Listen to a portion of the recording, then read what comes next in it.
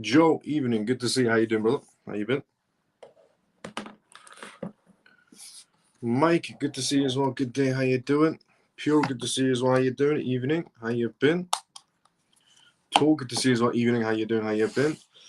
Evening, Miles. CMF. Let's go, Tor. T. Hello, Miles. Good to see you as well. How you doing? T. Paul, good to see you as well, brother. How you doing? How you been? How's things?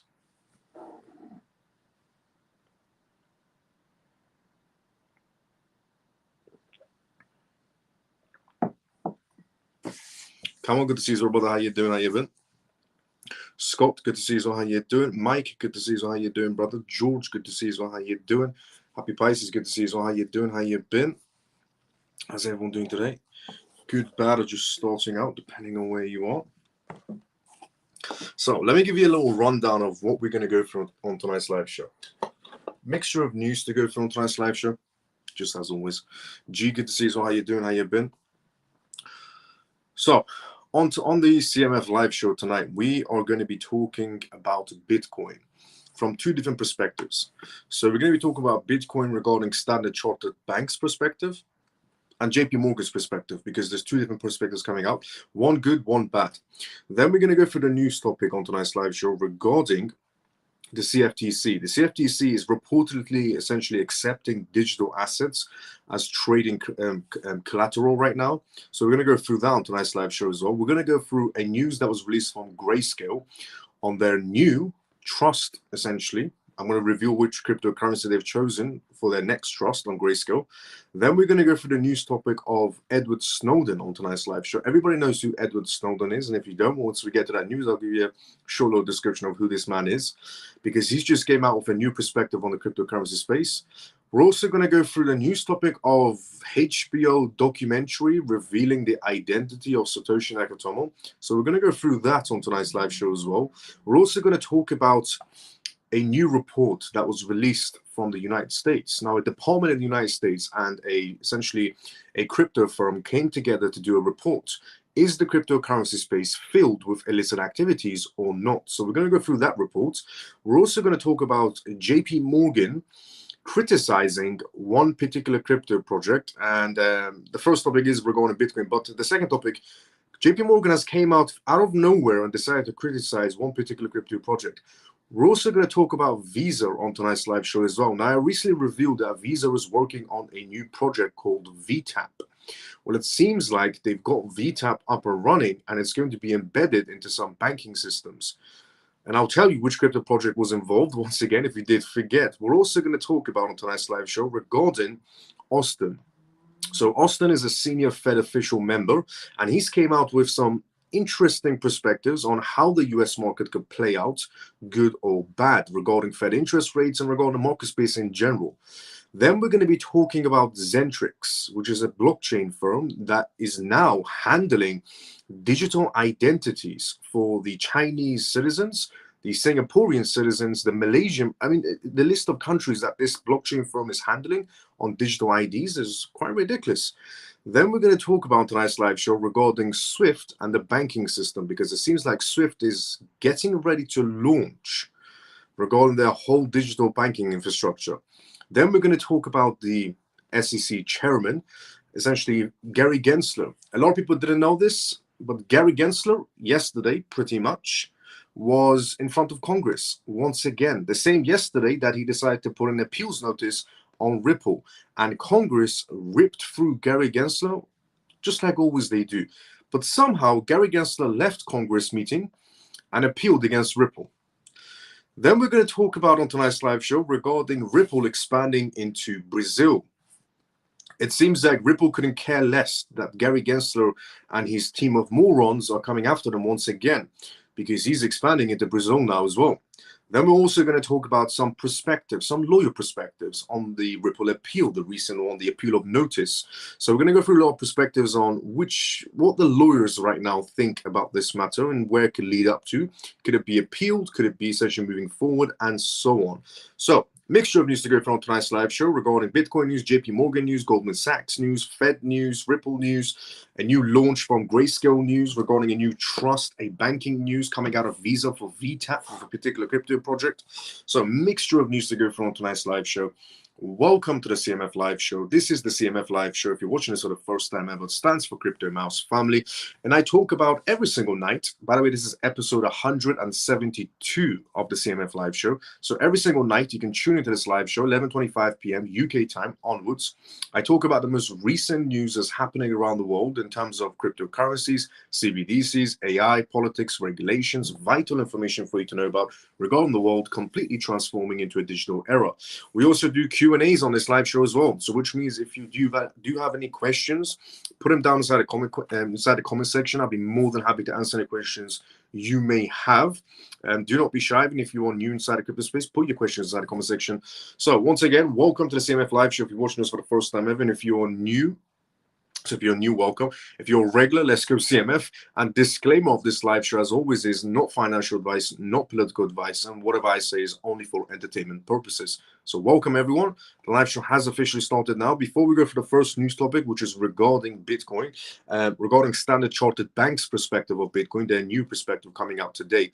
Let's go to the comment sections first, and then we go through that perspective news. So, Funky Brother, good to see you. How you doing? How you been? Good evening. Dennis, good to see you. So how you doing? How you been? Hi, Miles. Good to see you as well, Peter. How you doing? I dollar cost average some XRP today. Let's go, Scott. I hear what you said about borrowing and paying back against XRP, but how do we pay back if we borrowed 1 million, for example? You have to pay it back. Whatever you borrow from the bank and use any sort of assets that's collateral, you have to pay it back. Otherwise, the bank or wherever you borrowed your assets, wherever you borrowed from, will just take your assets that you're using as collateral. Good evening, Miles and CMF. How are you doing today, Miles? I'm doing great, Kelly. Good to see you. How you doing? Carlos, hello, Miles and family. How are you doing tonight? I'm doing great, Carlos. Good to see you. How you doing? Good evening, everyone. Bull XRP, good to see you. How you doing? Manny, good evening, Miles and CMF. Good to see you. How you doing? Good evening. Free and Favor, good evening, Miles and CMF. Good to see you. How you doing?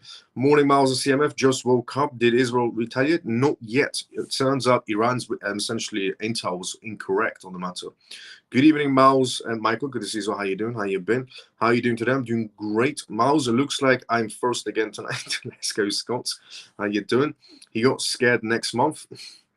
I wonder how his twin brother is doing as an executive of a major corporation. There can't be two weasels.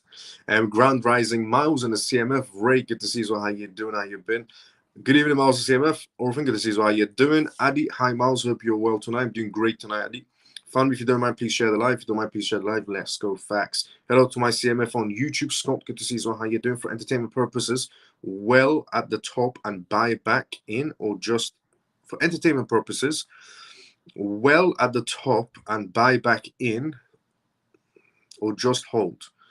You mean sell at the top, buy back in at the bottom? That's normally the standard of it, if you ask what you're trying to say, Russell. So sell high, buy low. That's the method. Evening, Guru Miles. I am Rebel. Good to see you. How you doing?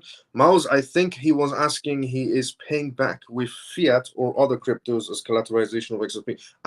If you put any sort of crypto assets down to borrow against, most likely they're going to give you USDT or USDC, a stable coin, which means you would have to pay it back in a stable coin, not XRP. So if you borrow against Bitcoin, they're not going to give you Bitcoin in return as a loan. They're going to give you USDT. If you borrow XRP, use as collateral, they're not going to give you XRP. They're going to give you USDT or USDC. So whatever asset you put down as a collateral, you're not going to get the same asset as a loan. You're going to get a stable coin as a loan. So you have to pay it back as a stable coin, whatever stable coin they give you.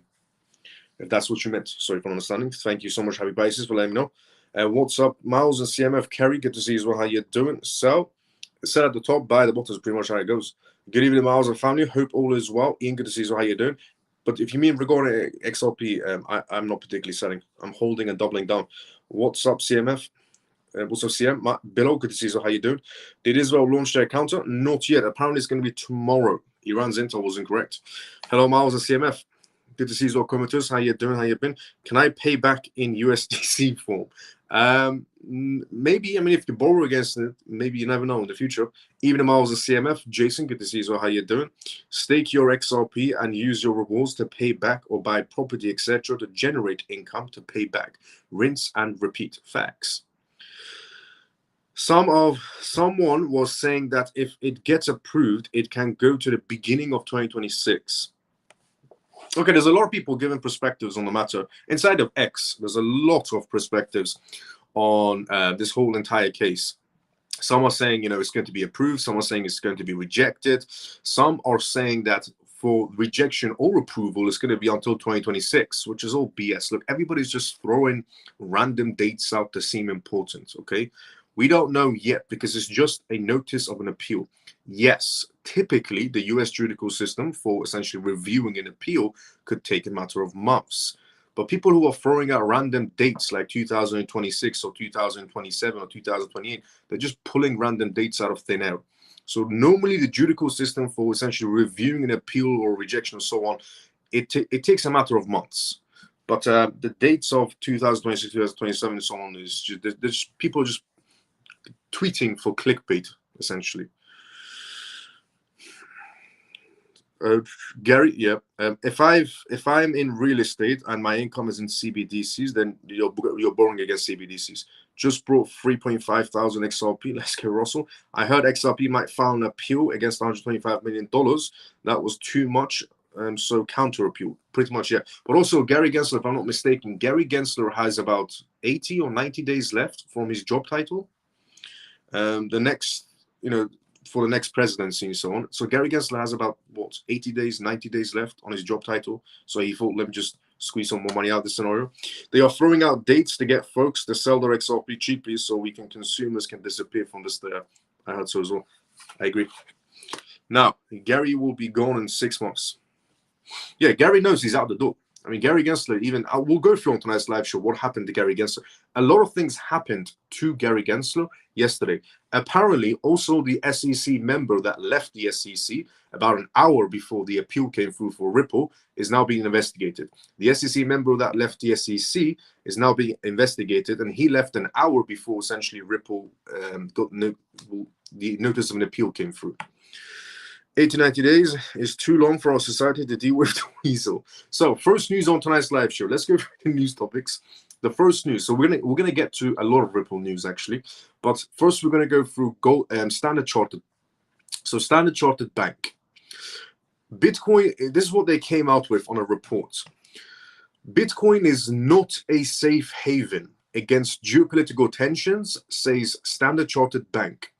Now, we've heard BlackRock in the past few days. BlackRock has came out and even did a report, a 9-page report BlackRock did on Bitcoin and said it's a safe haven, it's a risk-off asset, it's alongside gold, and if anything breaks out in this world, geopolitical tensions or market disruptions or inflations, Bitcoin is the go-to asset, is what BlackRock said on their 9-page report. This was released yesterday. Standard Chartered Bank has a different perspective. They've came out with their own perspectives today and said that Bitcoin isn't going to save us from geopolitical uncertainties, is what Standard Chartered Bank is saying now. That's what Jeff Kendrick, the Standard Chartered's global head of digital asset research, believes. With tensions in the Middle East rising, he expects Bitcoin to fall way below $60,000 before the weekend. But he also believes that this could be a prime buying opportunity. Kendrick also points out to the connection between geopolitical issues and self-proclaimed pro-crypto Donald Trump's chances. This week, his odds of winning the November elections have increased by about 1%, while Kamala Harris's chance have dropped by the same. That is true. Donald Trump's essentially chances of winning this presidential election have actually increased. Could it be because Gary Gensler, essentially was a dick for one last time? That could be the reason why Donald Trump is getting more votes now. Trump now sits at a 50%, slightly ahead of Harris, who sits at 49%. According to Kendrick, there is a circularity in these tensions essentially affect cryptocurrencies and Bitcoin in general. When geopolitical risks like the Middle East flare up, Bitcoin drops, is what Standard Chartered Bank says. It doesn't go up, it drops instead, and gold goes up. But oddly enough, these same risks seem to favor Trump's chances. A Trump victory is considered bullish for Bitcoin, while Harris win will have the opposite effect. This is a perspective coming from Standard Chartered. Standard Chartered, essentially head of global assets, has came out with a perspective and said, if Donald Trump wins the elections, good for Bitcoin, good for cryptocurrencies. If Kamala Harris wins, bad for crypto, bad for Bitcoin. This is a perspective from Standard Chartered. Trump's essentially crypto play could change Bitcoin's fate, is what Standard Chartered says. Trump's reappearance on the political stage comes with a twist for the crypto community, as he did essentially a complete 180 on the matter. Analysts expect that Trump administration will speed up pro-crypto policies, which could send prices flying in the months following the election. Regulatory advancements could slow down under a Harris administration, running market sentiments as well. But Kendrick from Standard Chartered believes that investors will eventually buy the dip when they realize that the progress on regulations is eventable, just delayed.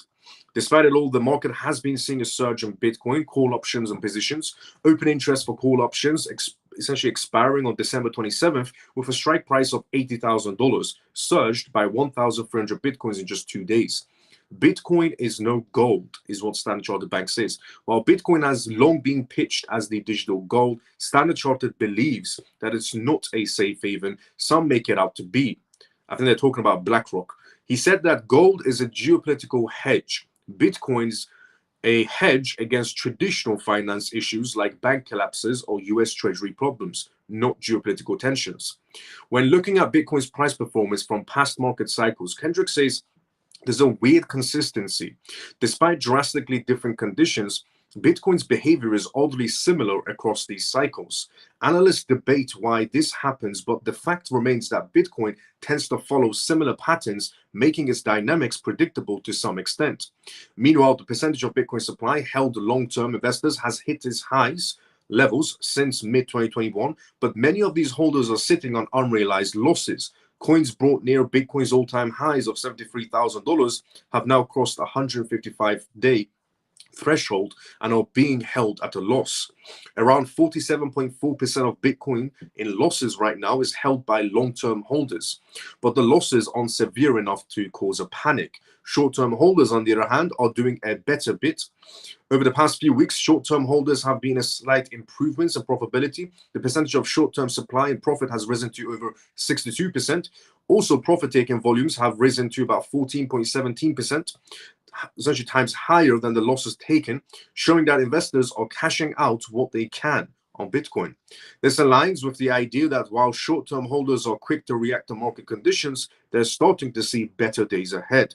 So, Standard Chartered Bank, out of nowhere, decided to come out and say that Bitcoin is really not the best choice if a war does break out in the Middle East, and the war they're referring to is Israel versus Iran. If that war breaks out, then Standard Chartered Bank is saying, don't run towards Bitcoin, run towards gold. BlackRock yesterday said, if a war breaks out in the Middle East, run towards Bitcoin, not gold. In a sense, they didn't say don't run towards gold, but they said run towards Bitcoin. JP Morgan even came out with a perspective today. They said that if geopolitical tensions or war breaks out in the Middle East, JP Morgan said Bitcoin is actually not a bad choice. And this is the same JP Morgan that said cryptocurrencies are Ponzi schemes and they will never have a Bitcoin ETF and they'll never do a Bitcoin ETF. But that's the same JP Morgan who's now saying if a war breaks out in the Middle East, Bitcoin is not a bad choice. So, very mixed perspectives from high-profile institutions. BlackRock doing a 9-page document. Bitcoin is the best choice if a high-tensions war breaks out in the Middle East. BlackRock saying Bitcoin is the best choice. Standard Chartered saying Bitcoin is the worst choice. JP Morgan, who's been against Bitcoin for the longest time, is saying Bitcoin is not a bad choice. A very mixed perspective coming from institutions inside the United States. Typically, they're all on the same page. This time around, not so much. Now, moving off essentially as the perspective that came out of Standard Chartered Bank today to CFTC news. Apparently, the CFTC is going to be accepting digital assets as trading collateral. That's a positive step inside the crypto space. Definitely a positive step inside the crypto space, to be honest. Because while the SEC tries to hold back the crypto space, the CFTC looks like it's trying to bring some progress in. So, the use of digital assets as trading collateral could be approved by the United States government, United States Commodities Futures and Trading Commission, CFTC, by the end of the year. According to a report that was released from Bloomberg, a subcommittee of Commodities Futures and Trading Commission's Global Markets Advisory Committee recently voted affirmative to recommending a proposal allowing digital ledger technology-based collateral, DLT, in commodities and derivatives tradings. In effect, were the proposal to be accepted by the CFTC, traders could settle transactions using digital assets as collateral with the same speed and ease of as similar as digital ledger and blockchain transactions. Brokers would be able to accept blockchain-based tokenized assets such as BlackRock's USD Institutional Digital Liquidity Fund BUILD token via market-embedded systems. The use of blockchain-based assets as collateral in trading is already fairly common throughout the participating marketplace. However, these participants are limited to large firms such as BlackRock and JP Morgan. The CFTC's general approval could serve as a catalyst for mainstream adoption. It definitely could do. However, it's unclear at this time what exactly the Global Markets Advisory Committee has recommended or what's even an affirmative proposal. According to the Bloomberg, the main committee still has to approve the subcommittees. Recommendation before the proposal can formally be submitted to the CFTC for approval. There's no guarantee that the CFTC will approve the proposal or that it will pass without potential restrictions concerning the institutions and blockchains can participate. This demonstrates the growing popularity and perspectives in terms of value of digital assets in the traditional financial market space. It could also serve as a bullish indicator for digital asset adoption and overall and playing some role of CFTC's decision-making process. Look, in a very short, essentially, way to put it, in a very simple way to put it, the CFTC is thinking about essentially approving digital assets as collateral. If they do that, then you could most likely borrow against your digital assets, as you know, the retail section. You can borrow against your digital assets within a legal manner.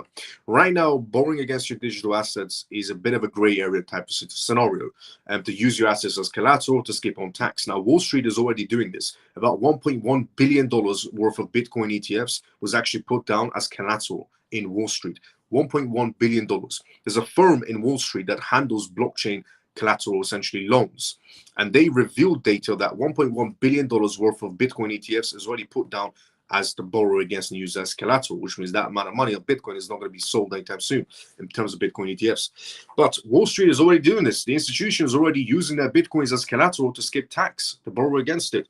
And the CFTC is thinking about introducing this as fair game for everyone. Borrow against your assets and use your assets as collateral, your cryptocurrencies. If they do approve this, it's definitely one big step that the retail section can take advantage of, because the number one way to skip on taxes is to use your crypto assets as collateral and borrow against them. You don't pay tax on debt. It's what Wall Street is doing right now with their Bitcoin ETFs. So it's a positive step the CFTC is taking, to be fairly honest, unlike the SEC. Now, the next news we're going to go for on tonight's live show, moving off Wall Street essentially, and the CFTC doing a positive step for the crypto space, looking into this matter. We're going to talk about Grayscale. So Grayscale recently introduced essentially an XRP trust. And an XRP trust will later on turn into an XRP ETF. However, now there's some hurdles with the appeal of notice on Ripple and so on.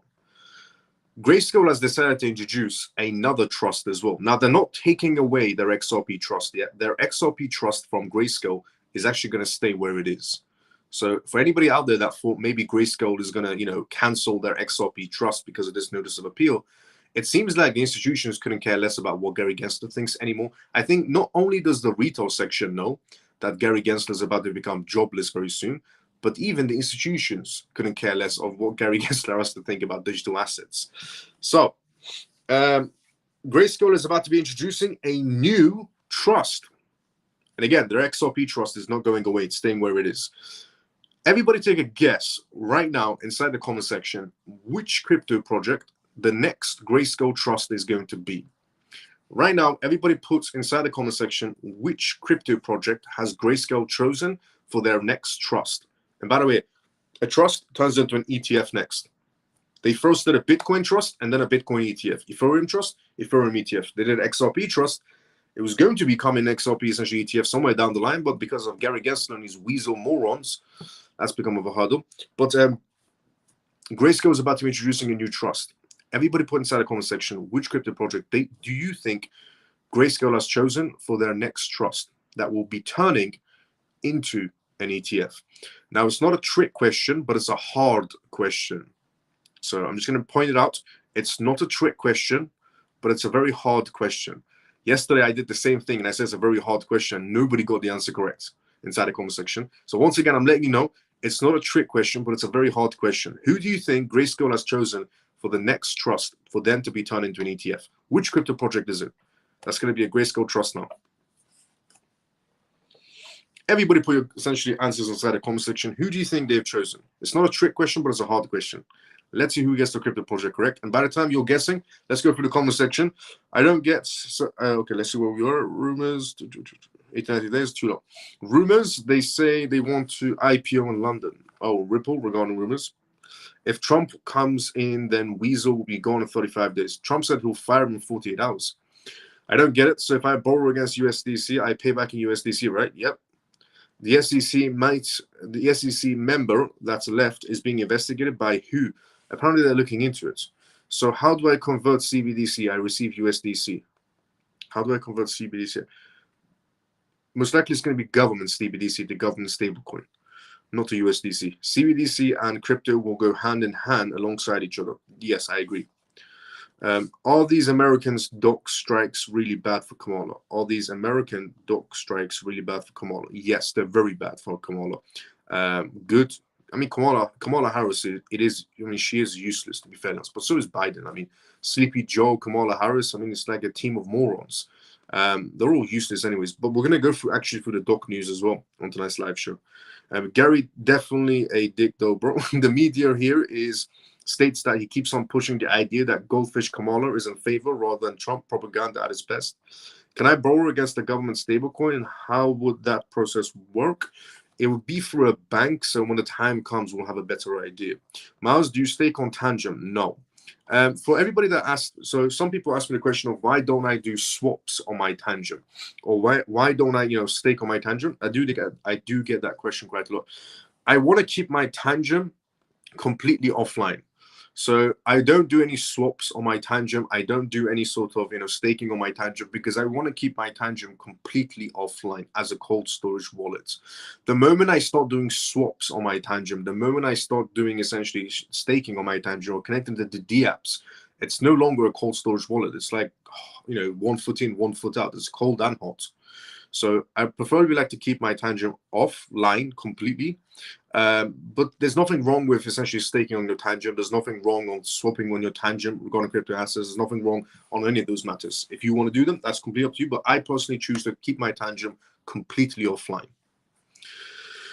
XRP. So Davey says XRP. So I asked the question of who do you think Grayscale has chosen as their next essentially trust? Which crypto project has been chosen by Grayscale for their next trust? And by the way, the XRP trust is still there. It's not going anywhere. But Grayscale has decided to do another trust as well. So I've asked everyone, and everybody's put their crypto projects they think that Grayscale was going to be chosen as their next trust. I have the answer with me, but I'm going to ask the question. And here are the answers. Davey says XRP. They already have an XRP trust. Scott says XLM or XDC. Okay. Kerry says AVAX. Callie says AVAX. Daniel says HBAR. Billo says ADA. I can see why Billo said ADA, because I said it's not a trick question, but it's a difficult question because nobody's going to be able to take that guess. It's going to be a very difficult question. Litecoin is what essentially Kerry said. Interesting because of yesterday. Carlos says Solana. That's not really a hard, essentially. Chozone says Ponky. Shelly says AVAX. Bull XRP says, I'm not playing this time. Not playing this time. Davey says XRP. Solano says Solana or Joe says Solana or Chainlink. Kerry says Link. Ray says AVAX or Solano. I picked two. Fair enough. Mike says AVAX. Okay.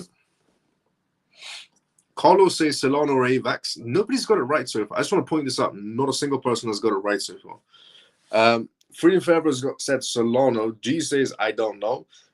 Davey says so, brother. How you doing? Adi says so. Sorry, Miles, I had to jump off. I missed the part. Is Swift a big threat now to XRP? Ripple with their new launch of cross-border payments, digital assets. We're going to go through that on tonight's live show regarding that Happy Pisces. So when we get to that news, I'll let you know. But it's a yes or no type of scenario with that. Thanks, Miles. That's what I was thinking, but wanted your opinion. So if I send crypto, one Tangent account to another, it becomes hot. No, you're just doing a transaction. Ava is new. Yes. Who was it? Funky Brother got it right.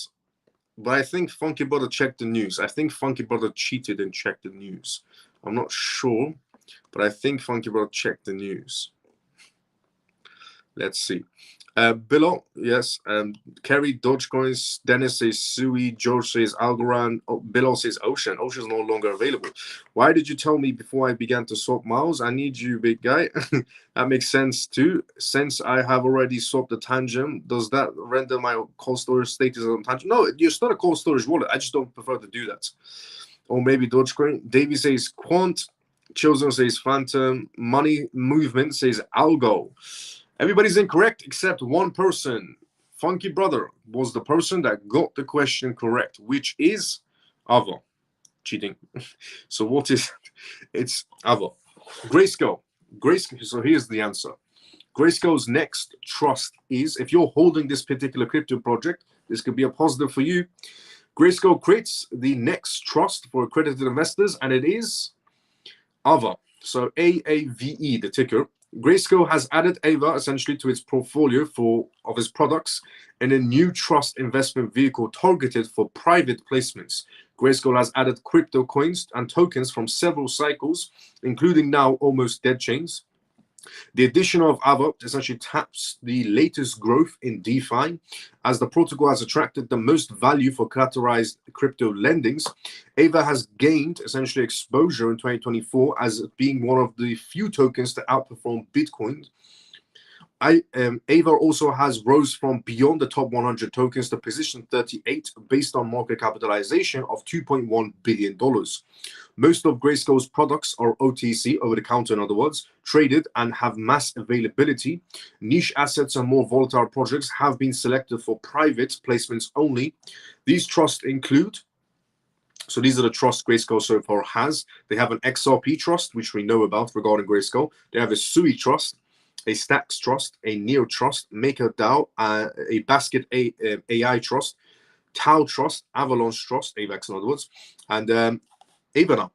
The trust is available for daily subscriptions for institutions and eligible private investors. Grayscale has picked accredited investors for their riskier products, as the definition is based on available income and available liquid assets.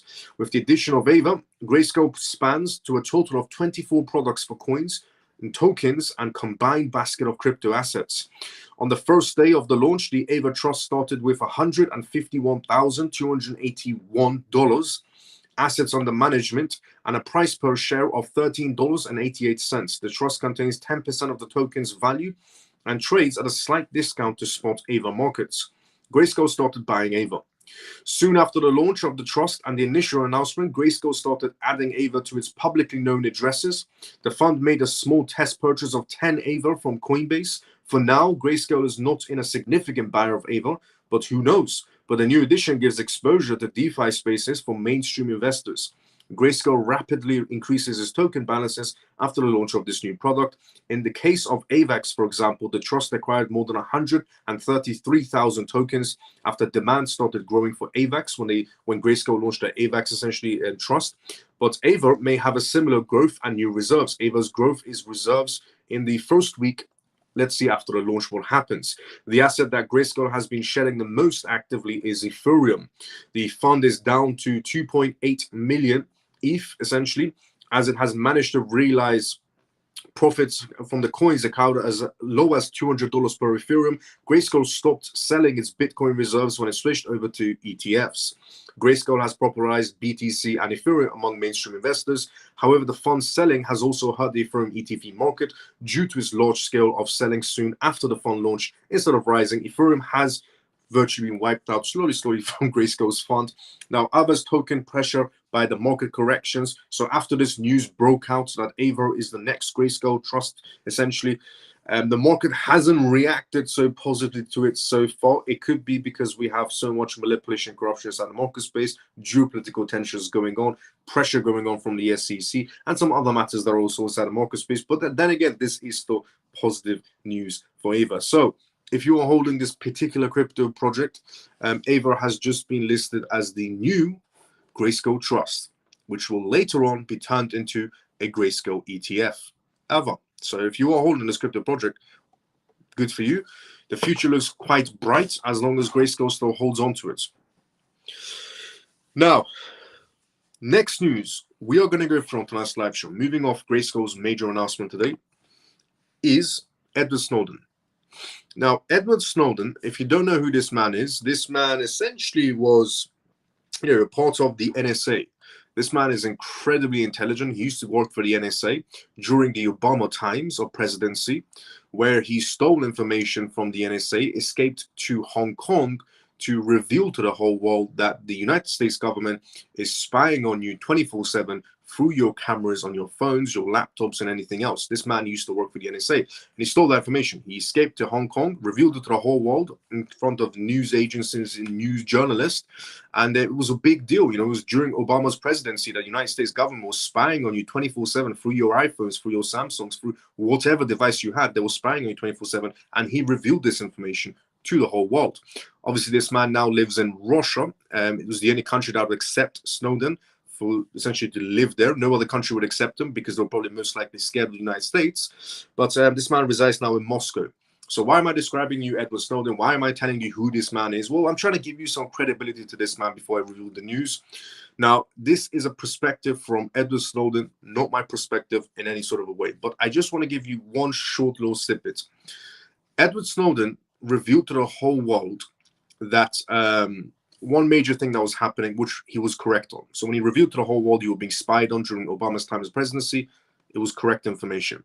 And then he revealed to the whole world that the United States is about to be passing a law during exactly when the Bitcoin halving was happening.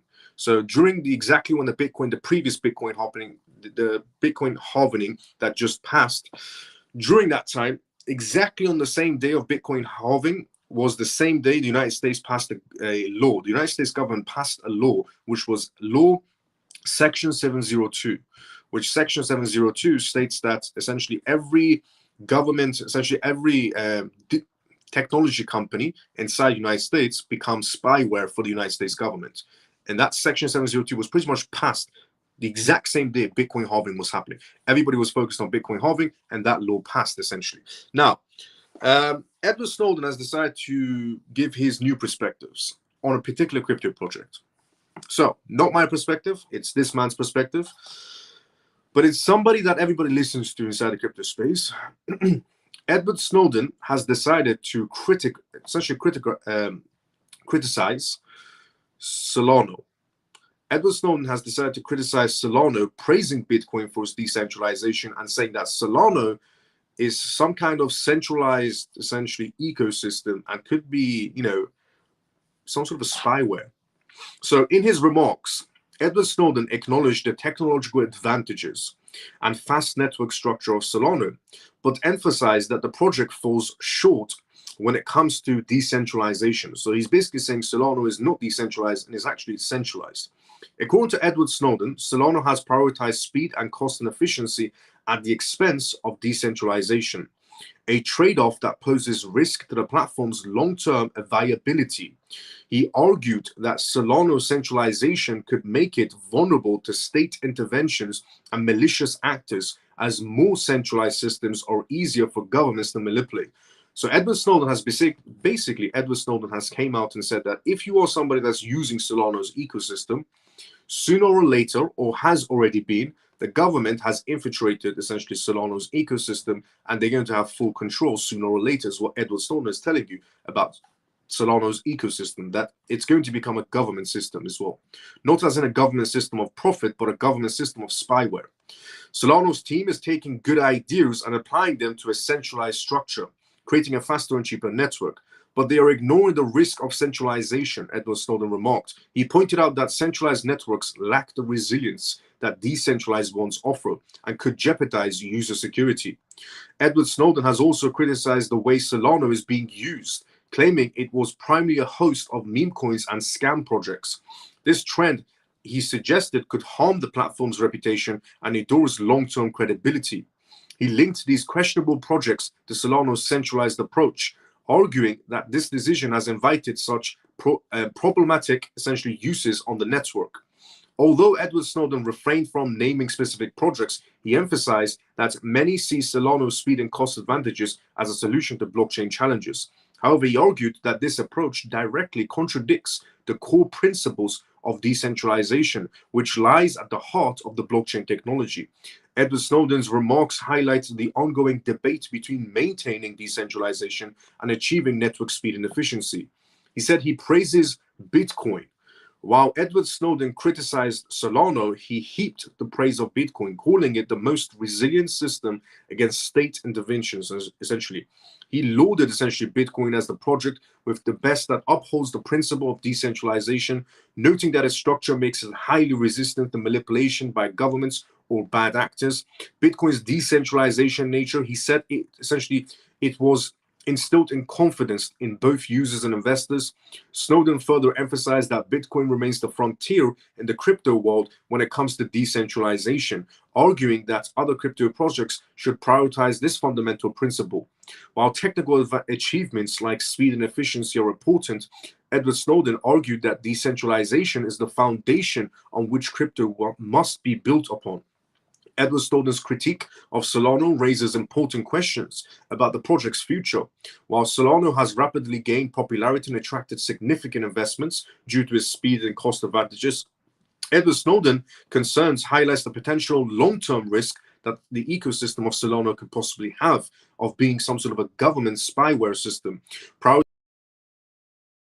These advantages at the expense could undermine the platform's reliability and the value it offers to its users in the long term. As Solana continues to grow in essentially prominence, it will need to address these criticisms to maintain its place in the fast evolving world of blockchain in the decentralization space. Meanwhile, Bitcoin continues to stand tall as decentralized networks, with essentially Edward Snowden positioning it as the model for crypto projects to follow. So, Edward Snowden, the same man that worked for the NSA, the same man that revealed to the whole world that you're actually being spied on 24/7. A lot of people always thought to themselves, am I being spied on by my phone? According to Edward Snowden, yes, you are, because he was the man that revealed that sort of information back in when Obama was president of the United States. But this man has revealed to the world so much in terms of spyware that the governments use on you on a large scale. And he's mentioned some other laws and acts that have happened, that is more spyware acts that have passed. And now he's decided to come out of nowhere, completely out of nowhere, and say that Solana is a manipulated, essentially, ecosystem that sooner or later is going to be infiltrated by governments to be used some sort of spyware. So if you are holding Solana, there's a bit of information for you. Edward Snowden thinks that you're holding some sort of a manipulative government ecosystem token, which is called Solana. It's a spyware token, apparently, a spyware ecosystem. That's a perspective from Edward Snowden. Now, moving off Edward Snowden to who is the founder of Bitcoin? It's been the #1 question inside the crypto space since the day Bitcoin was invented. Who is the founder of Bitcoin? Now, there are many cases of who is the founder of Bitcoin. There was one case in essentially Japan when they thought they caught the person who created Bitcoin. There was a case in Australia where they thought they caught the man that essentially created Bitcoin as well. They broke into a house with Bitcoin mining equipment, and they thought that this could be the founder of Bitcoin, but he has just escaped before we got to the property. And then there was a man in the United Kingdom who claimed he was the founder of Bitcoin and then finally lost in court, which proved he wasn't. And then there was a man that the American government caught that thought he was the founder of Bitcoin, and it wasn't. And then somebody decided to send a letter to the FBI under some sort of certain law inside the United States to request information from the FBI. Now, this is public information he was requesting, so he wasn't asking about some sort of criminal evidence. He was asking public information under a certain act where the government has to hand over some sort of public information to this man because it's not involved with some criminal matters.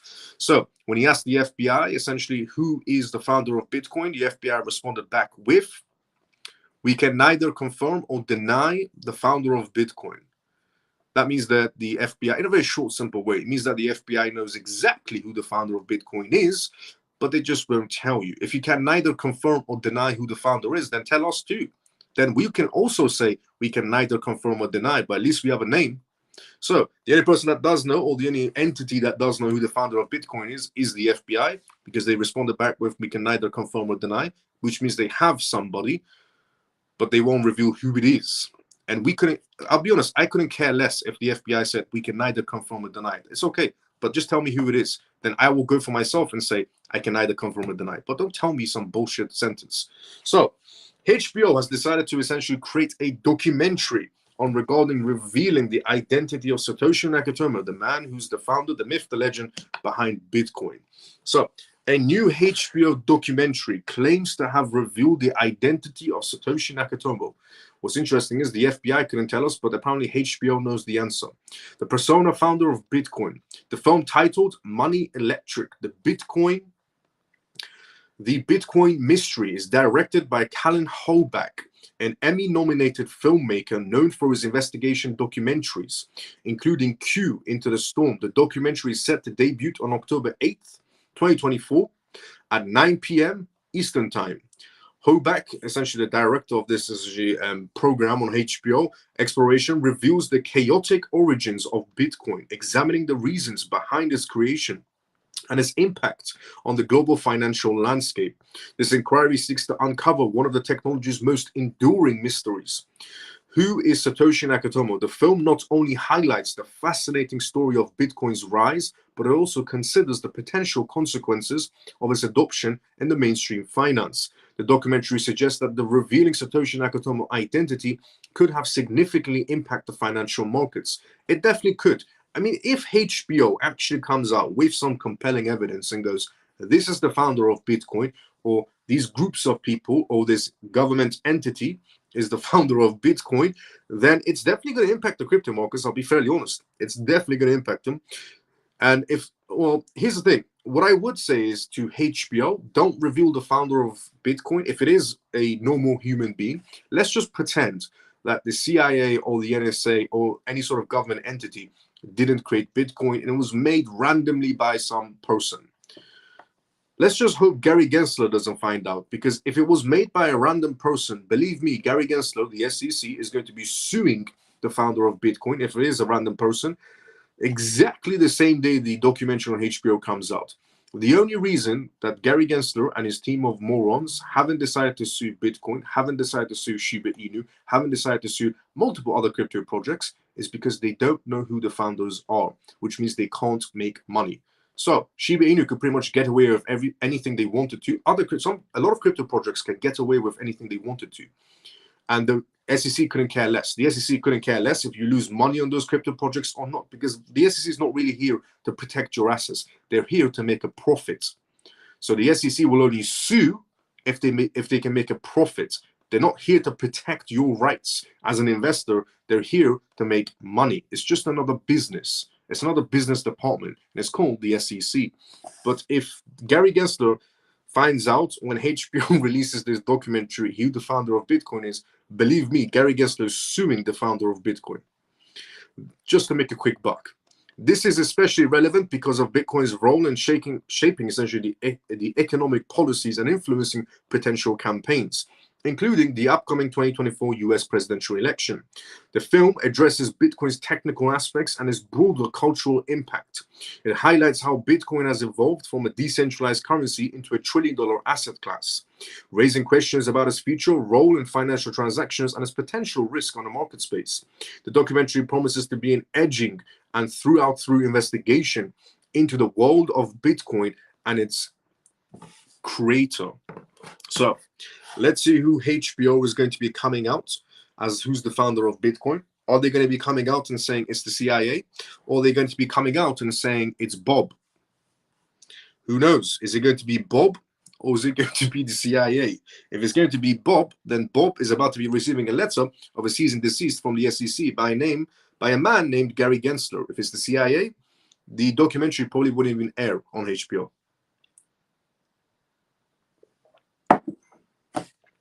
Let's see who's going to be the founder of Bitcoin.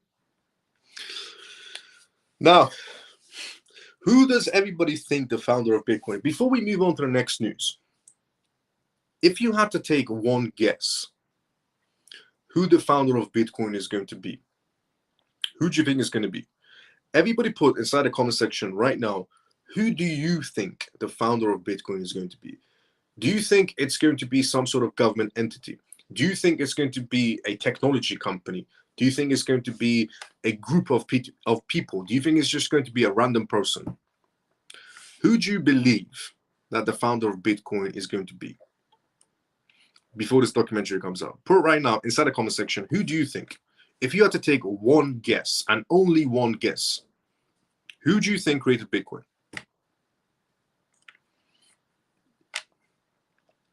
If there's a good for boring, it is, I'll be honest. And while you're answering that question, I'm going to go inside the comment section, answer people's other questions. I read a lot. How dare you guys think I cheated? I told you, I really don't mind. Let's go, funky brother. Ocean, just saying something. Hello, Mouse. I'm late for the lecture. My apologies. Lena, good to see you. How you doing? Don't worry about being late. You're still perfectly in time. Missed the question. Was doing something. Ava, sorry, it meant no, we're here, I think. And 3 days after Iran hit Israel. Where can we follow the man Snowden? Oh, Edward Snowden. He's on X. Edward Snowden's on X. The US was doing before the Obama administration. It was happening during the Bush administration. I know for a fact it was happening. Snowden happened to share it and just happened to be exposed during the Obama administration. Please trust me, this one. I know. I was security meeting conference for security personnel and around the world, US military. Let's go, Scott, for sharing that information. Absolutely amazing. Thank you, Scott, for sharing. And I believe you, Scott. And they are still doing it, Miles, regarding spying, yeah, 24/7. Hi, Miles, the CMF. Sorry, I'm late. Stormy, good to see you. How you doing? Don't worry about it. Good to see you. I think it's better we don't know. I think it's better we don't know. The founder of Bitcoin, I agree. Otherwise, Gary Gensler is going to be suing the founder of Bitcoin when the documentary is released. What date is it on, Miles? HBO program? October 8th. So this documentary is going to be coming out on October 8th. In about 4 days, we're going to find out. Sorry, I said in about 4 days, we're going to be finding out who the founder of Bitcoin is. Apparently, from HBO. The move will finish. The movie will finish. We still don't know who the founder is. The movie will finish. We still don't know who the founder is. So Mike says, I think it's the government. Very broad range. I think it is David Schwartz, is what G says. Lena says government entity. Max, so Kerry says John. That's an interesting one. Essentially John McAfee. He's the founder of essentially the antivirus spyware company. Interesting perspective. Happy Pisces says government. Stormy says one of the government entities. Fair enough. Roscoe says CIA is my guess. Ian says a group of Japanese companies. Interesting perspective everyone has, I'll be honest. Joe says Homer Simpson is Bitcoin creator. Homer Simpson. Kerry says Sleepy Joe. That should be an interesting one. Imagine that. Sleepy Joe, the founder of Bitcoin. Tor says a random gentleman. Shelley says makes sense given the timing that this is the government entity, but I would like to be a couple of random individuals. Fair enough. Kelly says government. Chozo says whoever owns most BTC is the owner. That is a fair point, a very fair point. Free and Forever says CIA. Funky Brother says CIA. Ray says fine, only one guess this time, going with Putin. With Putin. Putin, the founder of Bitcoin. Imagine that HBO comes out on a documentary and goes, the founder of Bitcoin is, drum roll please, Putin.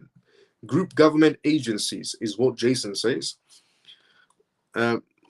Funky Brother says Benjamin Noy.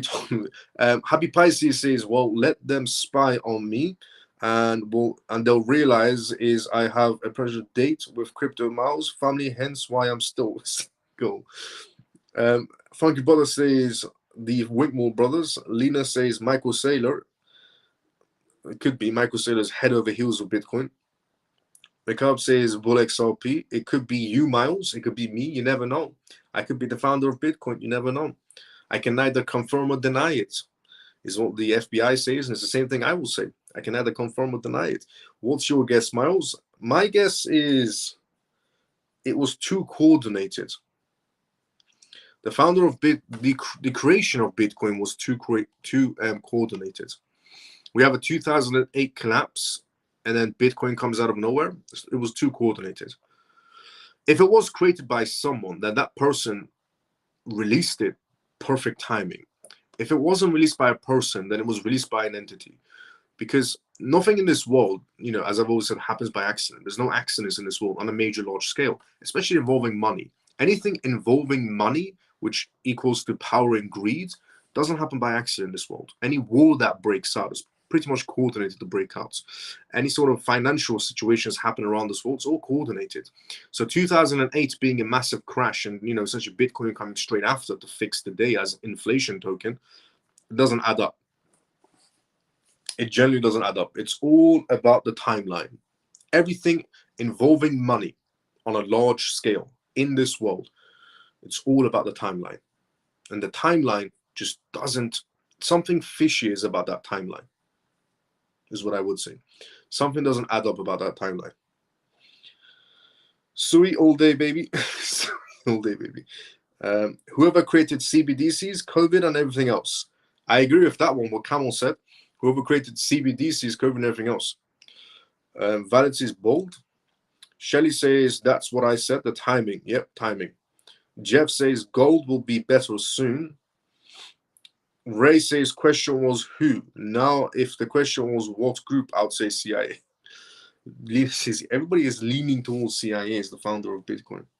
But sooner or later, apparently, we're going to find out, 8th of October, HBO is going to tell the whole world who the founder of Bitcoin is going to be.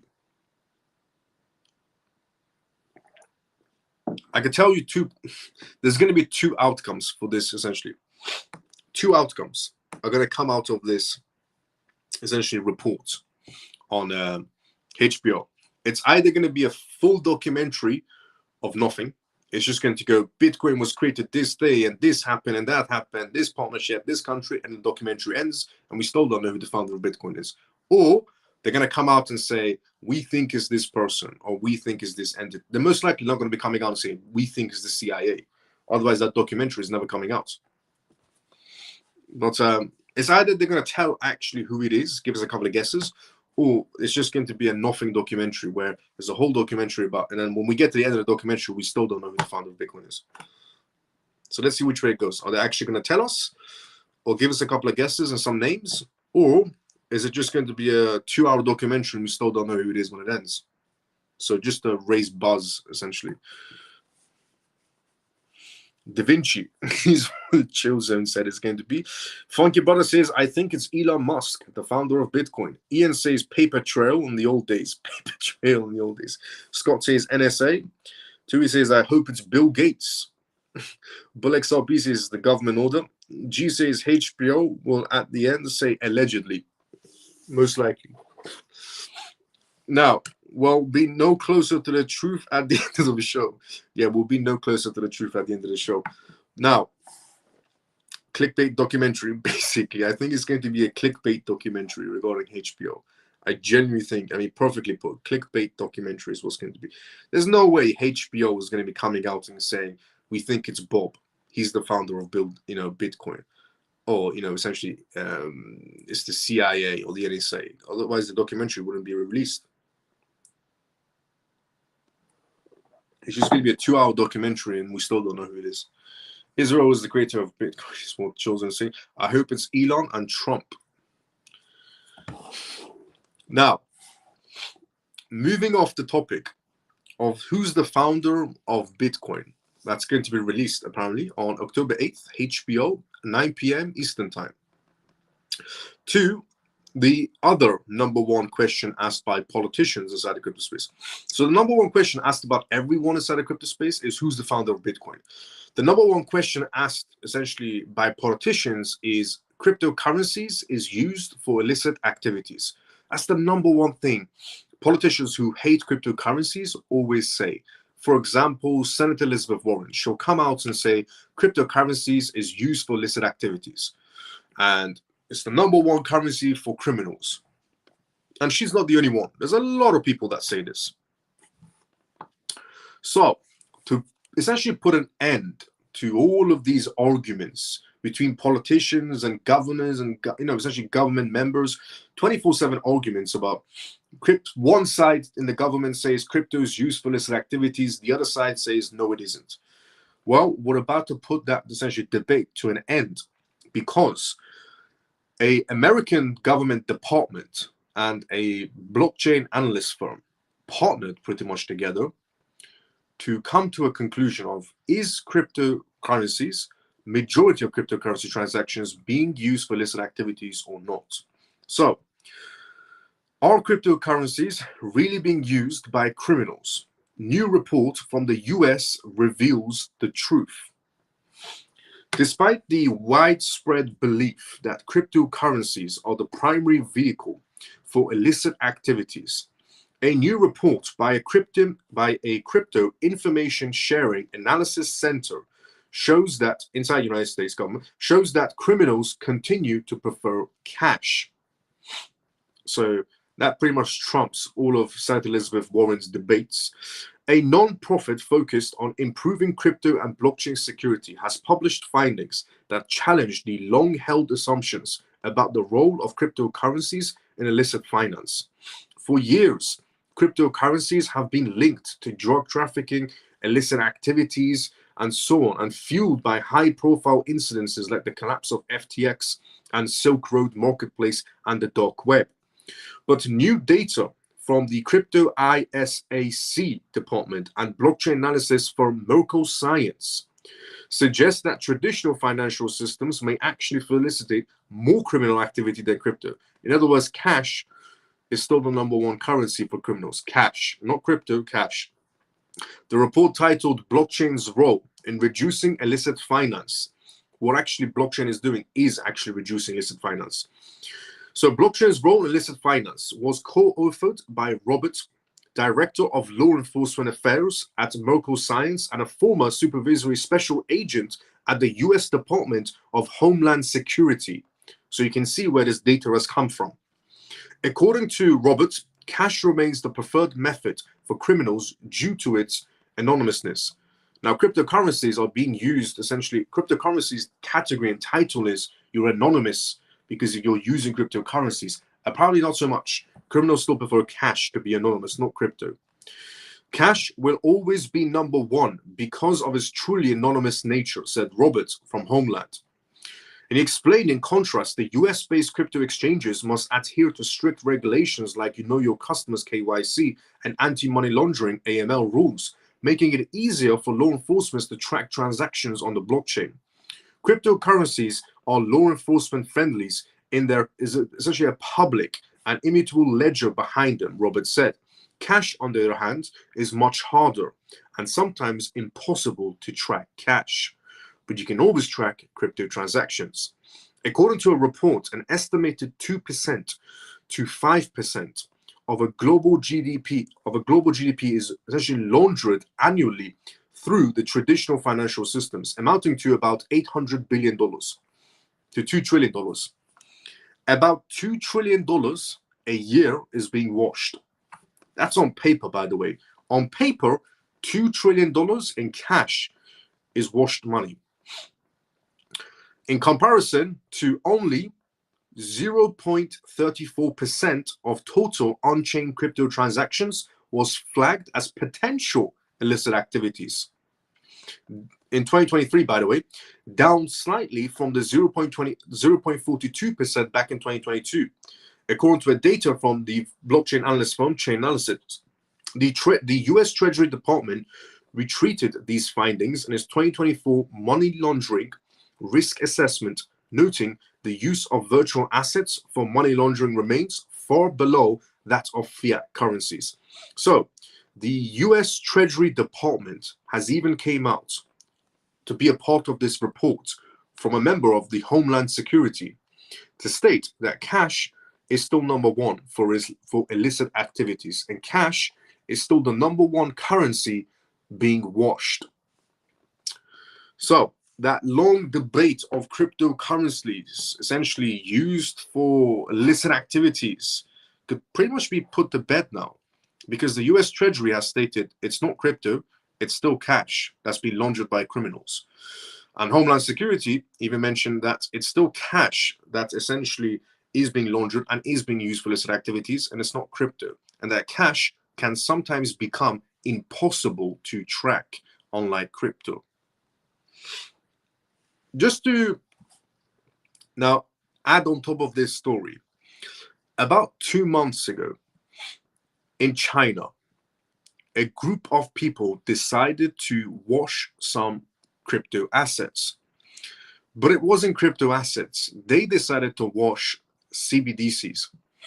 Believe it or not, there was a group in China of criminals. I don't know if they were smart individuals, because it doesn't sound like it, but they decided to wash CBDC, Chinese yuan. They got caught within 48 hours that they were washing CBDC transactions. So if you're ever thinking about yourself in a CBDC world, maybe I can hide some transactions here and there in a CBDC world, you won't last very long, because a group of people tried to wash their CBDC money in China. In a space of 48 hours, every single one of them was arrested. But yeah, look, we're heading towards a digital world.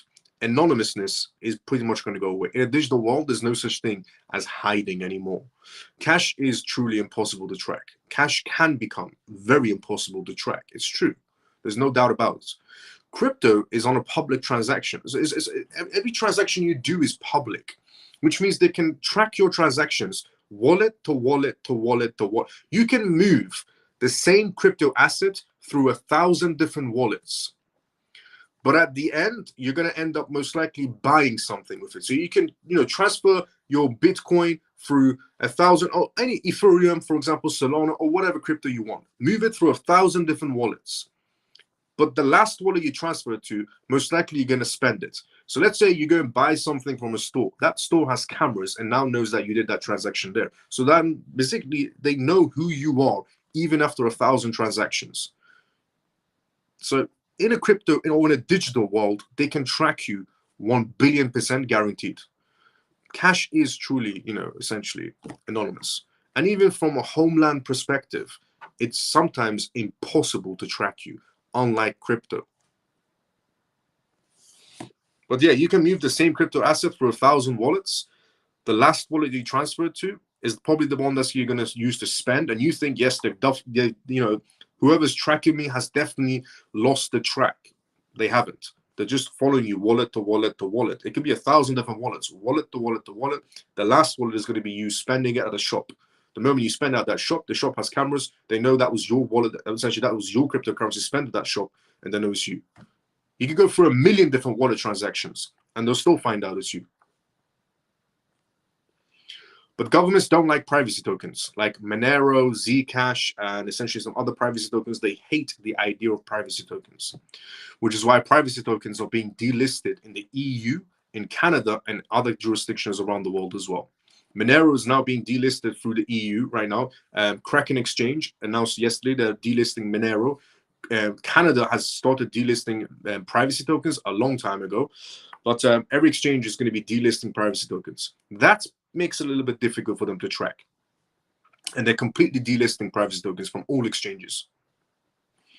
But any other cryptocurrency, Ethereum, Solana, XRP, XLM, XDC, any cryptocurrency you can think of, you can, do transactions for 1 million different wallets. The last wallet is going to be what you use to, spend it. You think, yes, they've definitely lost me on the track. I've transferred to 1 million different wallets. And then you go to spend it, and that place, wherever you spend it, has cameras, and then they know it's you.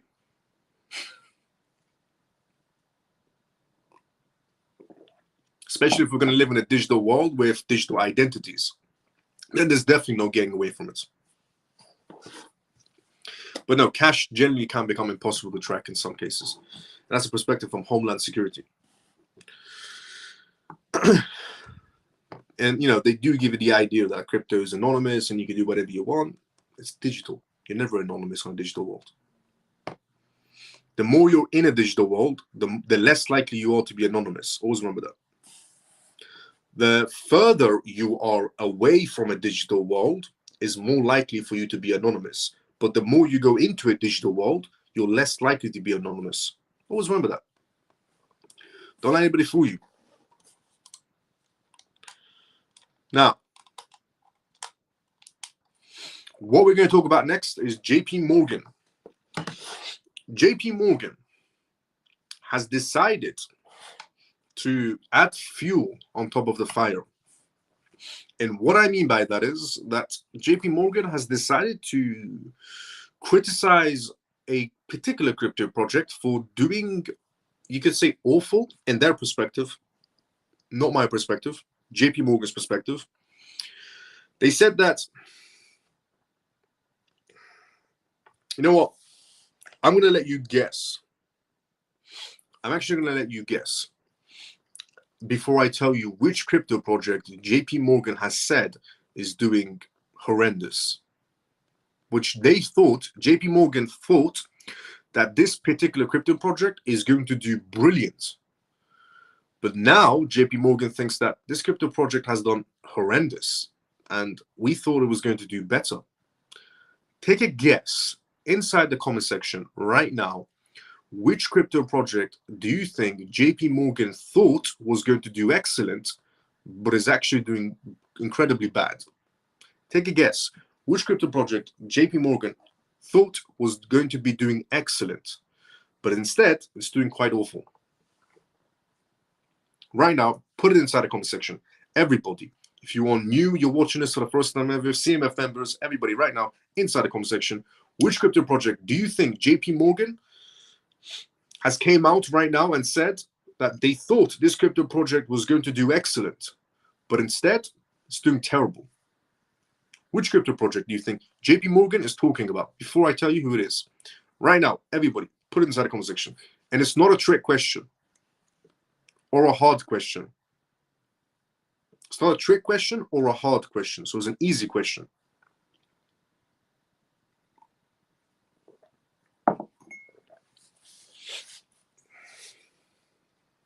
Let's see what everyone says.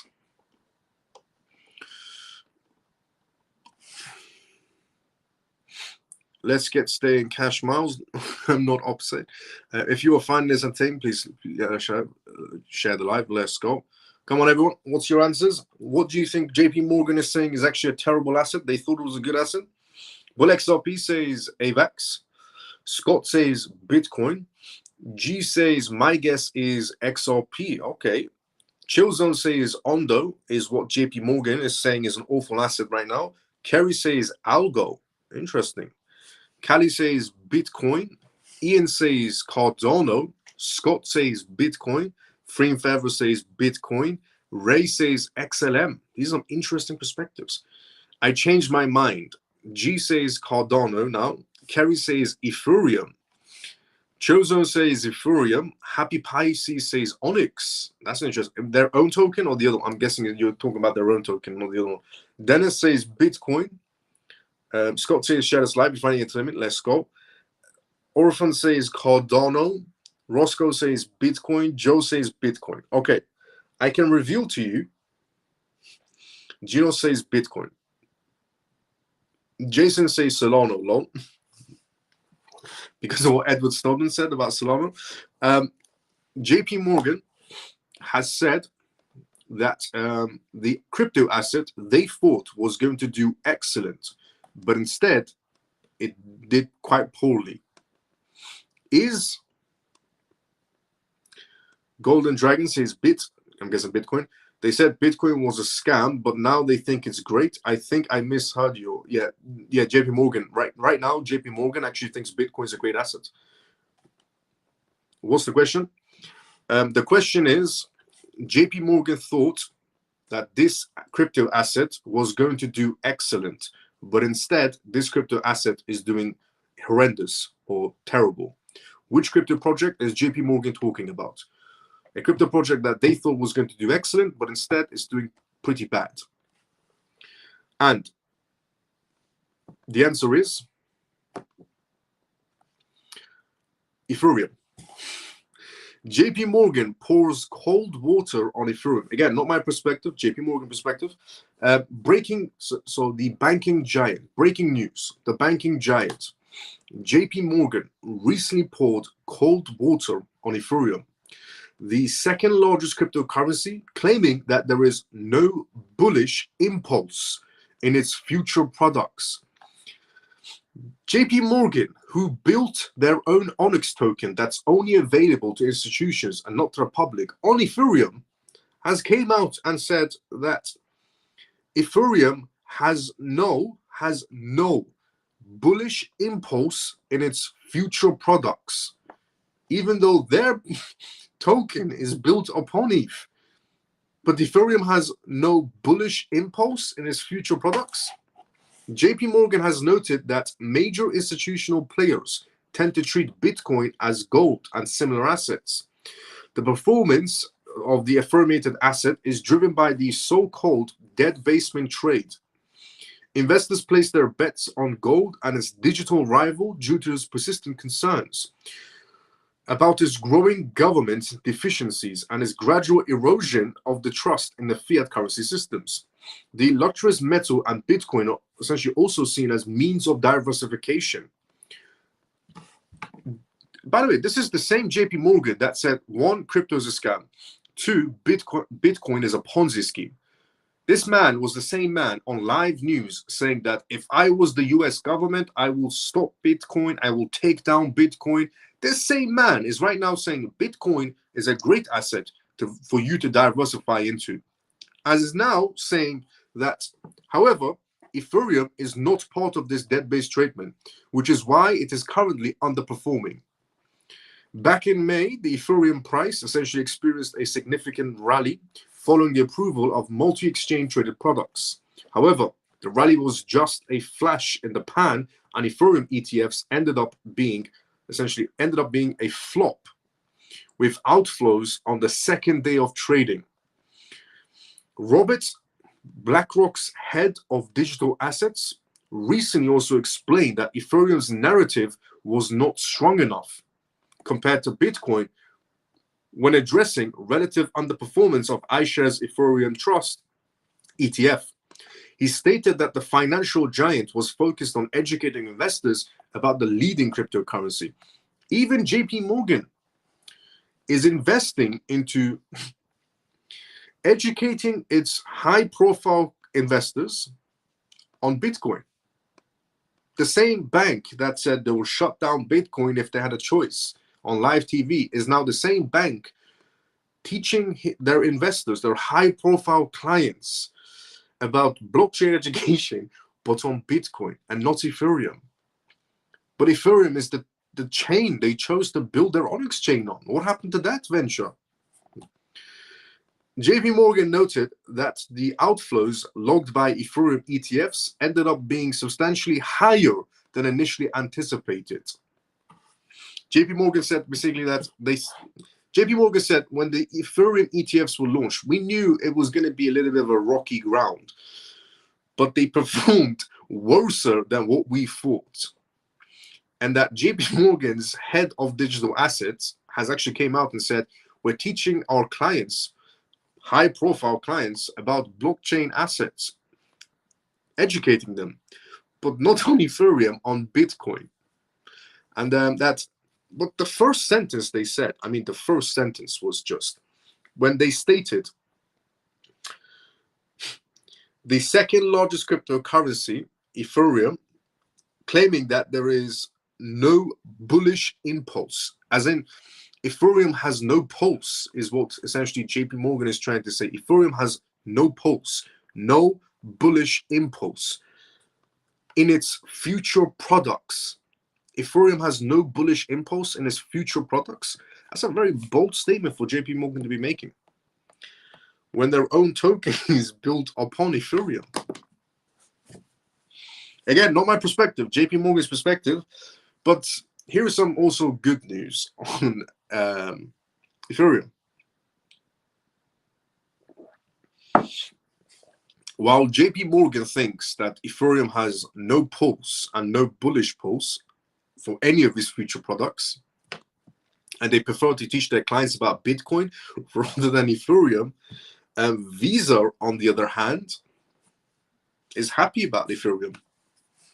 JP Morgan is starting to hate Ethereum by the looks of it, but Visa is starting to like Ethereum because, actually, let me go through the comment section first before I tell you. So, what's the question? Polkadot? No, that's not the answer. Wow. Yeah, definitely wow. Will XRP pump after 7th? Not anymore right now. Yes, JP Morgan said that to pump up Bitcoin because they're investing so much in Bitcoin now. It's a joke. What JP Morgan said, it means that if it is going to pump, don't really trust this banker and politicians. Fair enough, Chozo. But Visa is a bit more straightforward.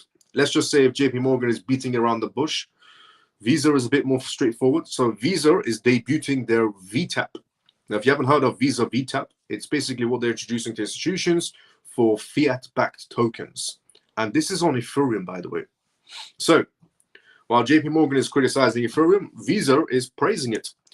Visa debuts their VTAP to help banks issue their fiat-backed tokens on Ethereum. Now, I introduced this a while ago when they were working on and developing it. Now they're actually launching it. The official announcement comes a few days after several Visa executives initially disclosed that the product was on the way and that some commercial banks had already signed up to try it out. It noted that introducing VTAP is an advancement in its capabilities as a digital payment provider, Visa said. Visa is applying its expertise in new technologies, such as smart contracts that enable banks to issue and transfer fiat-backed tokens over blockchain networks. Meanwhile, Visa's global head of innovation and digital partnership, Vanessa, described VTAP as another way for companies is setting the pace for digital payment industries, adding that it already has tokenization experience and will now help banks integrate this innovative, essentially new feature into its operations. Banks are already integrating Visa's VTAP. Although the solution is still in its experimental stage on the Visa developer platform, some banks appear to be planning to integrate it into their operations. Visa disclosed that major banks such as the Spanish bank Biblo and Argentina's bank BBVA is already testing the core functionalities of VTAP and will launch a live pilot in 2025 for select customers. According to BBVA's head of blockchain and digital assets bank, Francesco, the collaboration with Visa allows it to explore more tokenized solutions and use the blockchain technology in the banking sector. He said, "This collaboration marks a significant milestone in our exploration of potential of blockchain technology and will ultimately help us enable the broaden, essentially, our banking services and expand the market with new financial outcomes and solutions." Meanwhile, Visa has outlined some of its platform benefits of VTAP, noting that it can be easily integrated by any bank, is programmable, and is interoperable essentially with a multiple blockchains on board. Even at its current stage, banks can already use it to mint, issue, transfer, and burn fiat-backed tokens such as stablecoins, central bank digital currencies, CBDCs, and tokenized deposits is what VTAP is offering. However, the potential use case could see it become a tool for trading tokenized real-world assets and commodities, automating settlements of transactions on essentially chains almost in real time and enable interbanking money movements and cross-border transfers. Traditional payment giants focus on blockchain and crypto. Visa's VTAP continues the company's record on integrating and experimenting with blockchain technologies to improve its operations. The firm, a key participant in the latest 2 CBDC pilots, has been testing blockchain solutions for a while now, and similar to its rivals, MasterCard. Now, MasterCard, regarding CBDCs, they're actually with Ripple through the Bank of International Settlements. There's a public documentation on that. A few days ago, MasterCard launched a non-custodial Bitcoin debit card as well, through a partnership with Web3 infrastructure firm Mercurial, allowing holders to essentially pay directly using Bitcoin. The Web3 card is still in its pilot phase and is available only in Europe. It highlights how the two companies have been integrating blockchain technologies within themselves. Meanwhile, most TradeFi firms appear to be interested in tokenization and interoperability. Aside from Visa, a message infrastructure provider for banks, Swift, has also been experimenting with solutions that will enable tokenized assets for banks and create a unified rail for transactions between traditional financial institutions and blockchain protocols. It recently announced that banks across Asia, Europe, and North America would be able to essentially execute digital currency and asset transactions on its platforms. Although this is expected to be a pilot phase by Visa, it essentially represents a massive effort to streamline the rails and connecting TradeFi, traditional finance, to the blockchain space, enabling secure and regulated access for institutional investors. So VTAP is going to be heading your way in 2025 from Visa. It's going to be having capabilities of CBDCs. It's going to be having capabilities of tokenization of commodities, bonds, derivatives, and so on. And for you to be able to do transactions for banks to be able to create their own stable coins, burn their own stable coins, and so on. It's going to offer a lot of features to banks, but right now it is still in their development stage. But they have 2 banks testing it out. They're not on board. Nobody signed up for Visa's VTAP, but there are 2 banks that are testing it alongside Visa for their pilot release that's going to be happening in 2025. It's called VTAP, and it's on Ethereum. So while JP Morgan is essentially criticizing Ethereum and saying it's doing horrendous and there's no future for Ethereum, is what JP Morgan is stating, Visa is trying to build a future on Ethereum, while JP Morgan is criticizing Ethereum's future. But JP Morgan is, they have their own exchange on Ethereum, but yet they're criticizing it. It's a very odd scenario. Now, what we're going to talk about next is a perspective from a senior Fed member, because something is happening inside the United States. Yes, there are multiple, immigrants coming inside the United States. Yes, there is a massive inflation issue, massive debt issue, and some of the major issues that are happening inside the United States. But there is one other thing that's happening right now that could jeopardize one political campaign.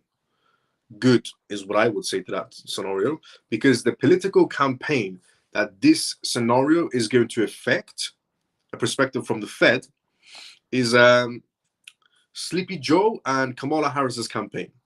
So a Fed member, a senior Fed member, has came out and given a perspective on something that's happening inside the United States regarding the docs matter. And his perspective said basically on the lines of, this could hurt a particular campaign, and it's going to hurt the Sleepy Joe and Kamala Harris campaign, and it's most likely going to make people vote the other way. That's not bad in my scenario. I'll be honest. That's actually positive. Not positive in that sense, but positive in the sense that more people will be voting for the correct party. So, Austin, senior Fed official, makes a hot statement on inflation and interest rates inside the United States.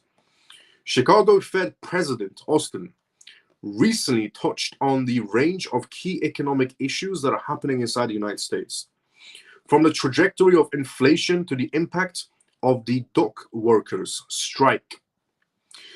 In a series of speeches that touched on the US labor market, consumer confidence, and the path of interest rate cuts, Austin said that the early stages of the dock workers' strike affecting US ports may only cause minor inconvenience, but he warned that over time the strikes inside of the dock workers could disrupt supply chains and cause prices of some commodities to rise inside the United States.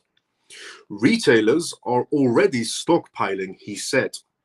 Nothing that businesses currently have about 2 weeks worth of supplies on hand. The more significant impact will come later, he added.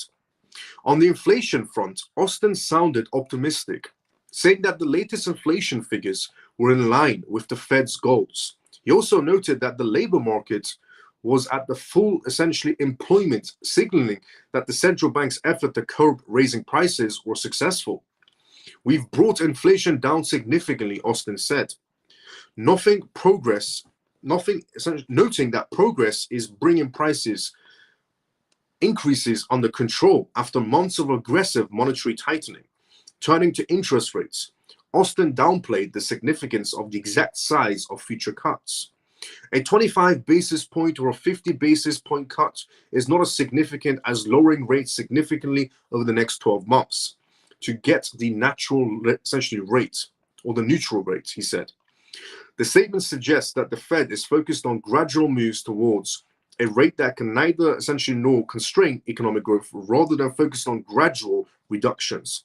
Austin also commented on the Consumer Confidence Index, which he said was affected by the partnerships. But Austin's main concern is that the dock workers that are going on strike right now are going to be having an impact.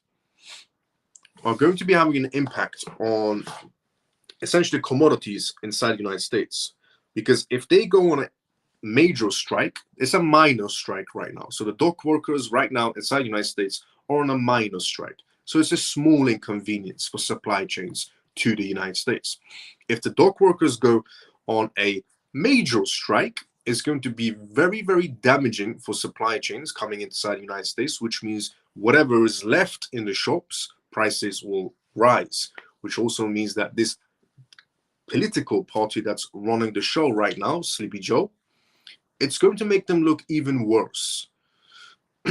Even though inflation is already through the roof and nobody can afford to buy a house, and some people can't afford to buy groceries or pay for electricity or gas.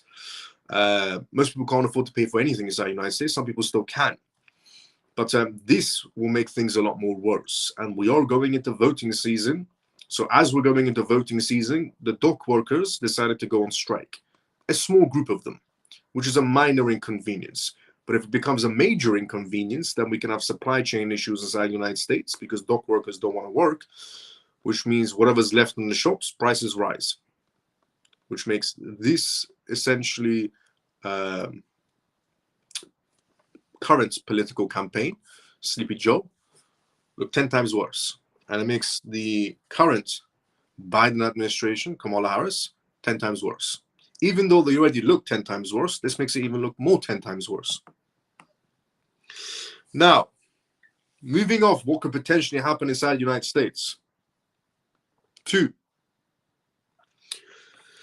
a particular company, a blockchain company that is now handling digital IDs for Chinese citizens and Singaporean citizens and Malaysian citizens, and the list goes on of countries.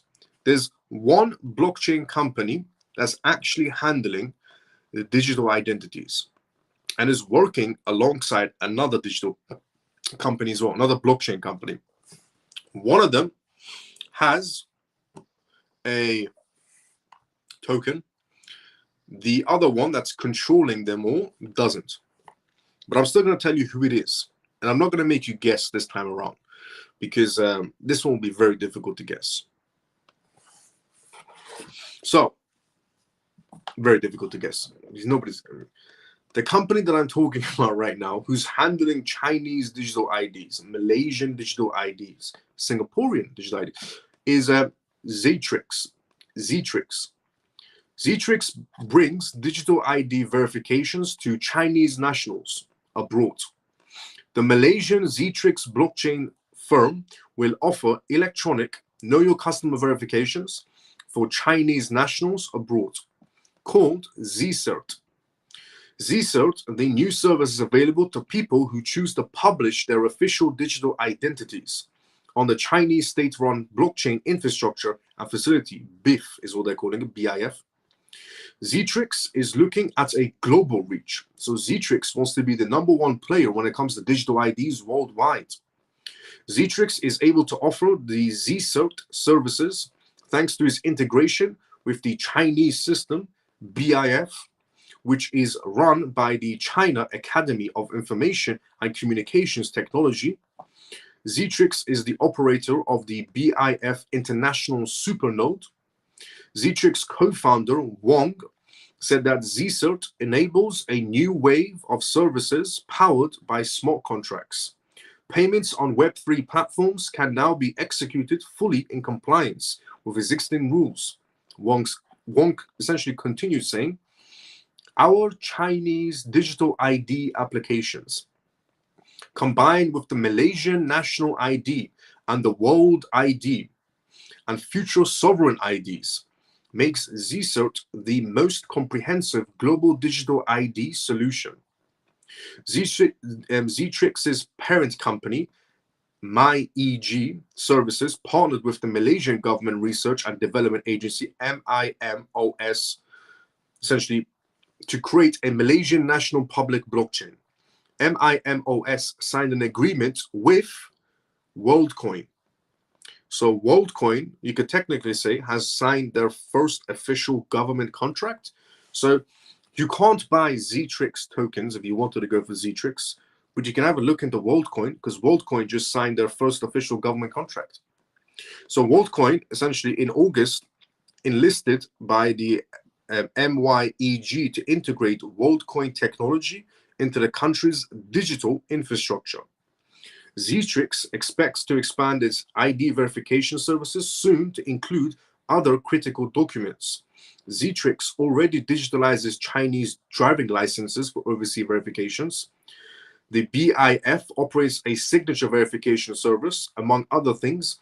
When it integrated with Zetrix, it planned to provide services in Malaysia and other ASEAN countries. Now, ASEAN countries is basically Philippines and Malaysia and so on, Singapore and so on.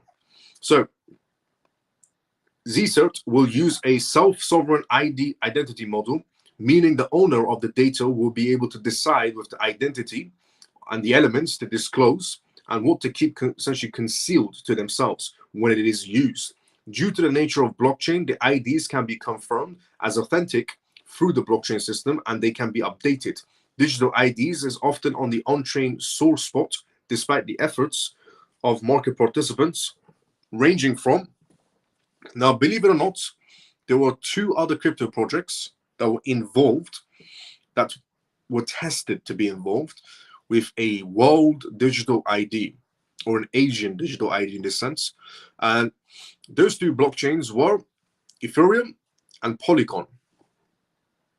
Yeah, that didn't really work out too well. They ended up going with WorldCoin. But Polygon and IBM, essentially, and Ethereum were doing some testings of digital ID scenarios. But it turns out nobody wanted to use that. So it turns out Zcent, which is coming out of China with the Chinese Department of BIF, has pretty much signed its first government contract, you could say, this month. And it's going to be embedded into a digital ID for all citizens of ASEAN countries. So WorldCoin is going to have some benefits in that scenario, to be fairly honest. If you ever want to look into WorldCoin, see what they're trying to achieve, look into now. WorldCoin is a very manipulative asset, to be fairly honest as well. If you want to own a WorldCoin wallet, you would have to scan your orb. So you have to scan your eye to get a wallet from WorldCoin, which I don't like doing. I don't want a wallet if I have to scan a body part to get a wallet. I preferably not have that wallet. I'm better off. But if you want a wallet for WorldCoin to store your WorldCoin tokens into it, you would have to scan, your eye to get some sort of a wallet from them. So that's something I'm never going to be doing. I'm not going to be scanning body parts to get a wallet. I'm perfectly fine with Trust Wallet and Tangible Ledger and so on. But if you are going to be thinking about going for WorldCoin and you want to store it later on their own wallet, you would have to be scanning your eye. Just a heads up.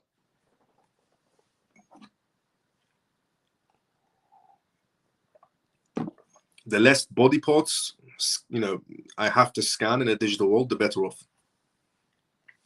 Now,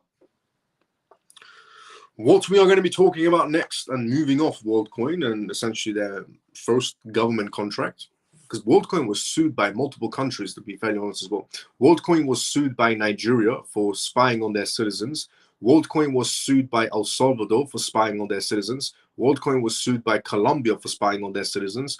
WorldCoin was sued by the United Kingdom for spying on their citizens. WorldCoin was sued by Germany for spying on their citizens. WorldCoin was sued by Hong Kong for spying on their citizens. They were looked into by France authorities and German authorities as well. So there's a list of countries that have decided to sue and look into WorldCoin, because all they did was just spy on everybody's, essentially, it's a spying company, WorldCoin.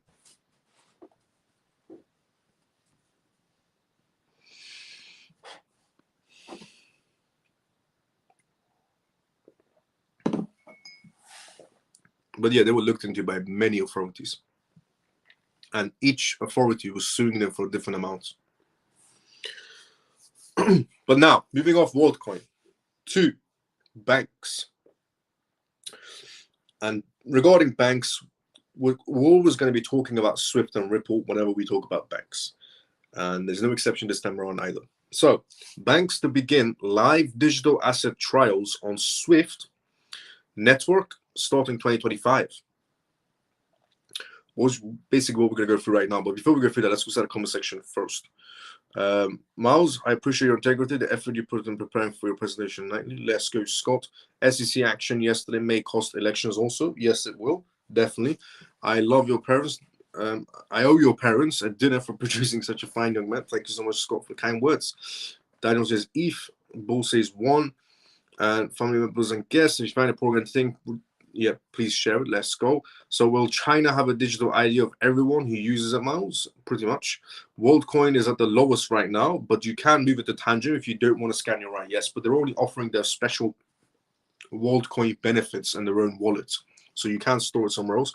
But if you want to, access their special benefits, it's through their own wallet. Now, banks to begin a live update. Okay, let's go into the conversation because we've got a question came in right now. Why, Miles, do all investors have to wait for the US concerning XRP when many other countries already have legislations? Can't they just use each country's stablecoin on their chain? They can, but the US has the loudest voice. The US will always have the loudest voice when it comes to any market space. Why no pumping on XRP on October 7th? Because, Jim, you probably missed the announcement yesterday regarding the appeal of notice. So appeal of notice is what's going to be putting a pause to that moment right now. But the US always has the loudest voice. The US market space will always have the loudest voice, no matter what.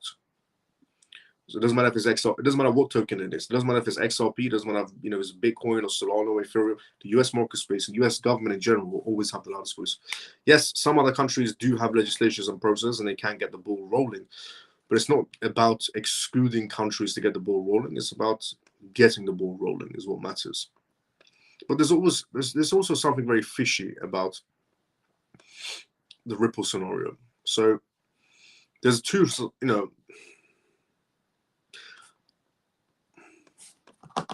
let me give you the news first and I'll give you a perspective because it's relatable. So banks to begin live digital asset trials on SWIFT network in 2025.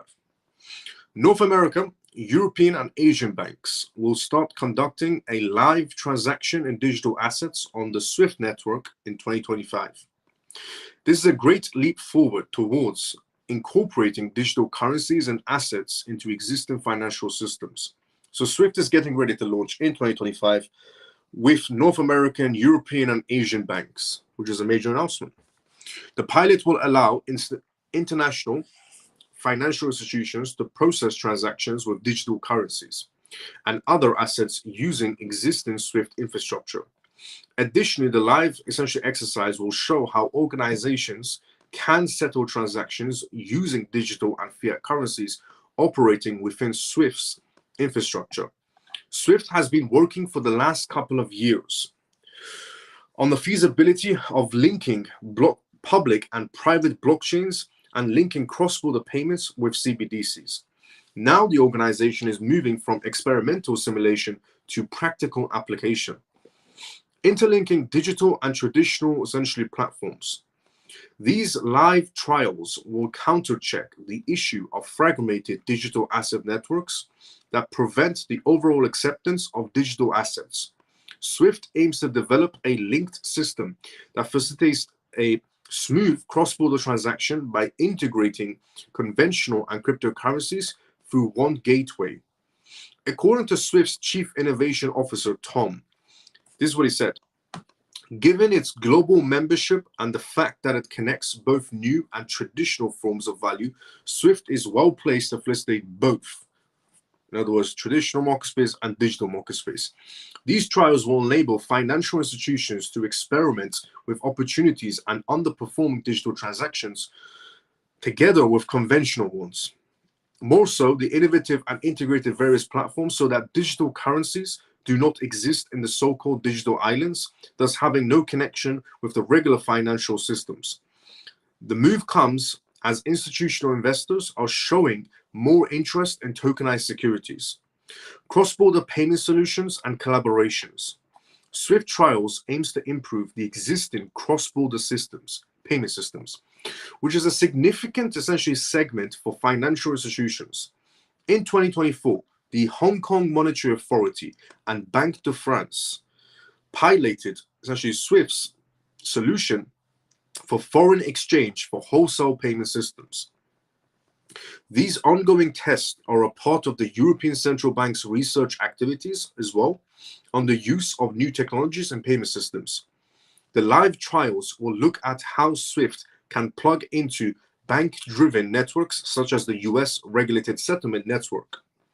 This link of conventional financial institutions with newfangled, essentially digital players.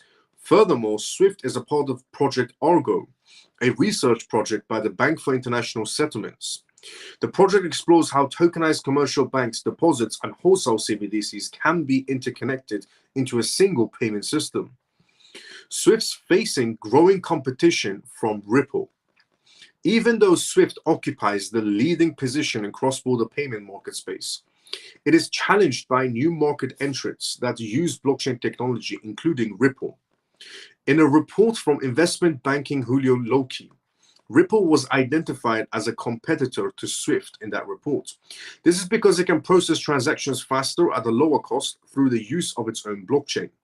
The platform has expanded its portfolios through partnerships with payment providers such as Neiman Bank and so many other banks.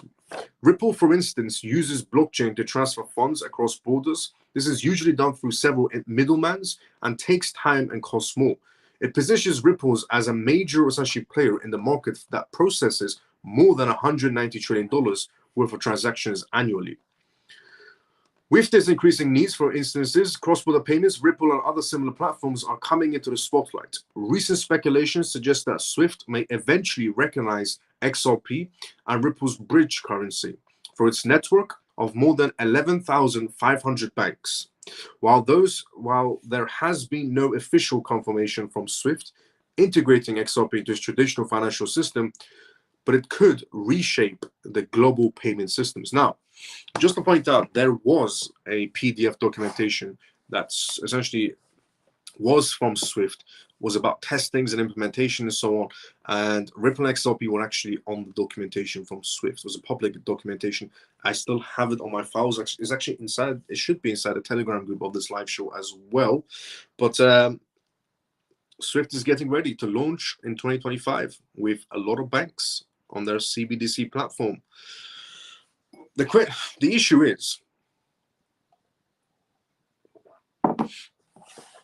regarding this appeal,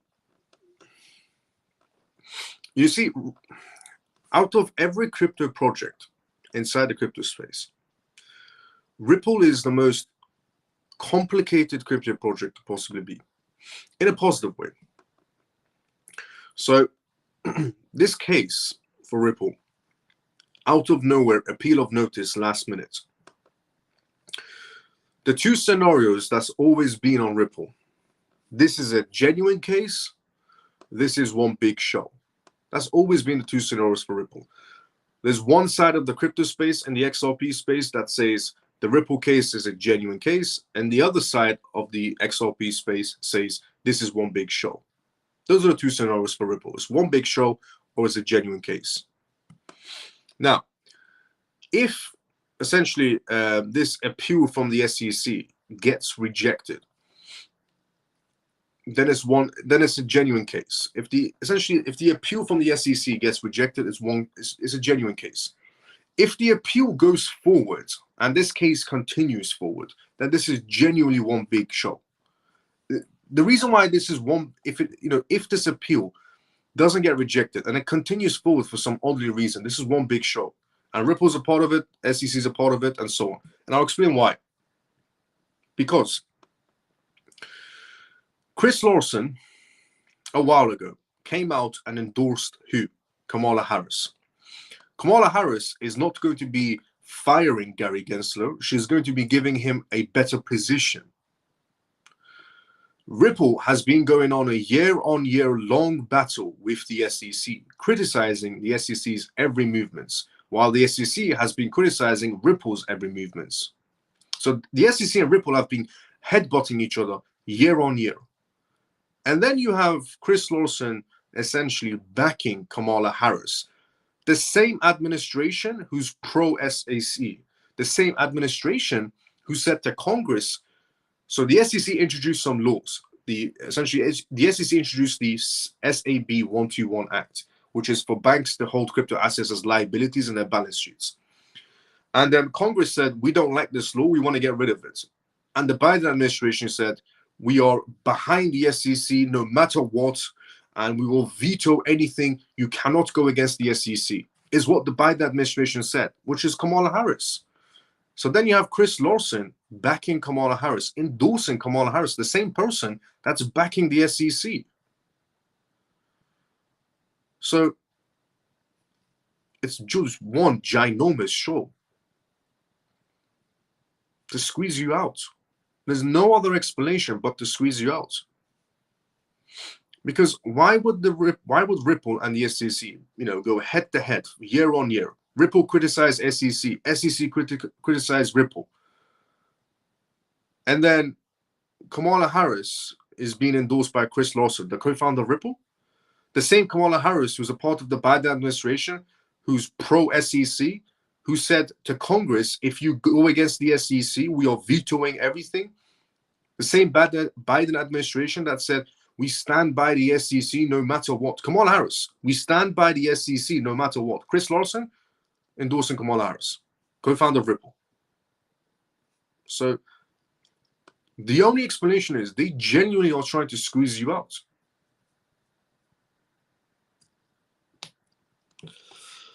Let's see how things will play. Well, I'll tell you one thing.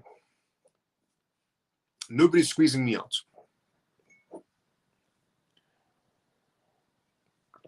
And you also have Ripple essentially and Swift essentially. So there's Swift PDF documentations and Ripple's inside of the documents as well on payment testings. So it's just one big ginormous show. If it gets rejected, if the appeal gets rejected, then it could be a possibly genuine case. If the appeal for some odd reason continues forward, then that means they need more time. If they need more time, then that means this is just one big show. So if the appeal goes forward, this is just one big show and it's confirmed now. It's genuinely confirmed this is one big show if this moves forward. If this case moves forward and the appeal moves forward, then it's one big show. It's confirmed. But if it gets rejected, it's still a genuine case. Because that's the same SEC that is behind that Kamala Harris is backing, no matter what. They stand by the SEC no matter what. And then you have Chris Lawson endorsing Kamala Harris. They're genuinely all sitting at the same table and we're just the audience. But the only explanation is they're buying time and they want you out. It's just two birds, one stone. Remember what I said a very long time ago? I said that, so everyone kept on asking me, why am I on the fence? Why am I on the fence? Why don't I give an explanation? I said it's because you're dealing with incredibly manipulated and twisted and corrupted people. When I'm saying that, I'm talking about the politicians, I'm talking about the bankers, I'm talking about the executives and board members of high-profile companies. I'm talking about the World Economic Forum, I'm talking about the Bank of International Settlements, I'm talking about the International Monetary Fund, I'm talking about central bank, essentially governors, and Christian Lagarde, the president of the ECB Bank. These are incredibly manipulated, twisted, and corrupted mindsites. So it's very difficult to guess what a corrupted and manipulated mindset is thinking of. I'm very close to that mindset, to be fairly honest. I'm very close to that mindset. Hence why I can guess their movements. I've been guessing for years I've been guessing for a long time. And I've been correct. And everything I've said, I've been correct. It's because I have the same manipulated and twisted and corrupted thought that these people have. But I use mine for good by sharing it to everyone else completely for free, year on year. And nobody can say they've always been right, but I can. And I'm not lying either. All the videos that I do, all the lives that I do, they're all recorded and posted straight after. I don't edit any of my videos just so I can take bits out so I can seem like I'm right. No, all of my videos are unedited when they're released. So if this case moves forward, it's one big show. If this case gets rejected on the appeal and so on, it gets rejected, it could still have some sort of a line of a genuine case. But either way, they're just trying to squeeze you out. However you look at it, they're trying to squeeze you out. The same SEC that's going up against Ripple. Then you have Chris Lawson backing Kamala Harris. Kamala Harris is backing the SEC no matter what, vetoing everybody around it. They're just trying to squeeze you out. There's one big show, and they're all sitting at the same table, and they're all laughing at you. It's the worst part. But do you know who's laughing later on? The ones that held on. I've always said, and I always have had, the last laugh. I've always had the last laugh. Because I make very educated guesses. So I've always had the last laugh. So do you know who's going to have the last laugh with these manipulated and twisted and corrupted politicians and bankers and Bank of International Settlement members, International Monetary members? Because these are the ones that are running the show. You know, the World Economic Forum, Bank of International Settlements, International Monetary Fund, they're running the show regarding CBDCs and social credit systems and all this digital lifestyle you're going to be having soon. They're running the show. So do you know who's going to have the last laugh alongside those bastards? You, for holding on to your XRP. So I'm always going to have the last laugh, and whoever holds on will also have the last laugh. Because no matter what they tried, no matter how many times they tried to manipulate you out of your position, you held on and even doubled down in some cases. So if you want to have the last laugh with those people, holding on is the only solution, and doubling down in some cases.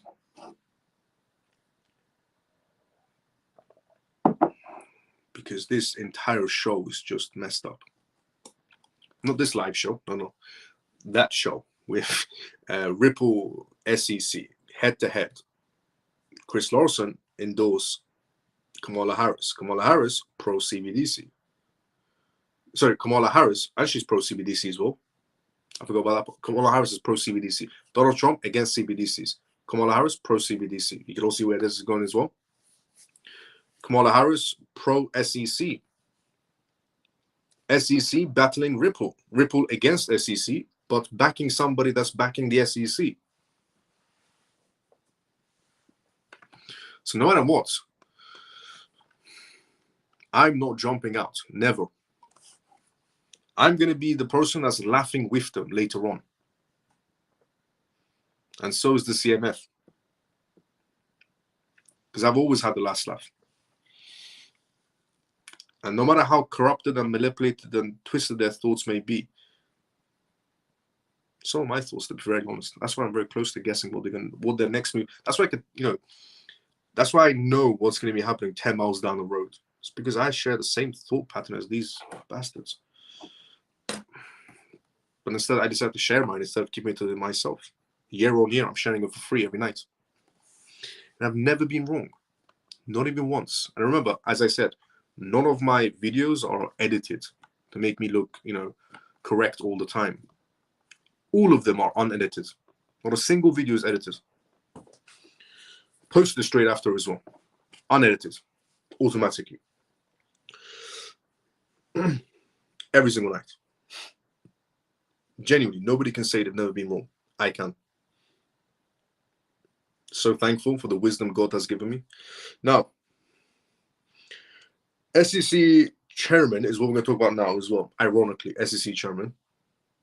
Because the same day the SEC has essentially went after Ripple, the same day the SEC did an appeal of notice on Ripple, is the same day that Gary Gensler was in front of Congress. So before I give you that, let's go to the comment section first. But a lot of things have been happening. I think it's one big show either way. Elaborate on something fishy. What's your take? But you can only move it. Yeah. Why Miles Doodoo? I read that one. Why no pump? I read that one as well. Is at 1.6 and a few months ago it was at 12. It's all about delay. Yep. Elaborate on something fishy. What's your take? Miles, I'm scary of this, and further, we will have no option other than to scan our part of body. Certainly, I will be more wanted. The day after the motion, Swift is coming up with the announcement. So what this means for XRP now with the appeal? We're still good, don't worry about it. Hey, Miles, just join a specific news on it. Why XRP been hitting hard appeal? There's been an appeal scenario. The SEC is not happy with the results, apparently. The elites are really trying to hang on, aren't they? Hence, SWIFT attempted to compete still. What is going on in Deutsche Bank that is making Asian countries take big money to Africa for investment purposes? It seems so dodgy. Does. I think it's one big show either way, fair enough.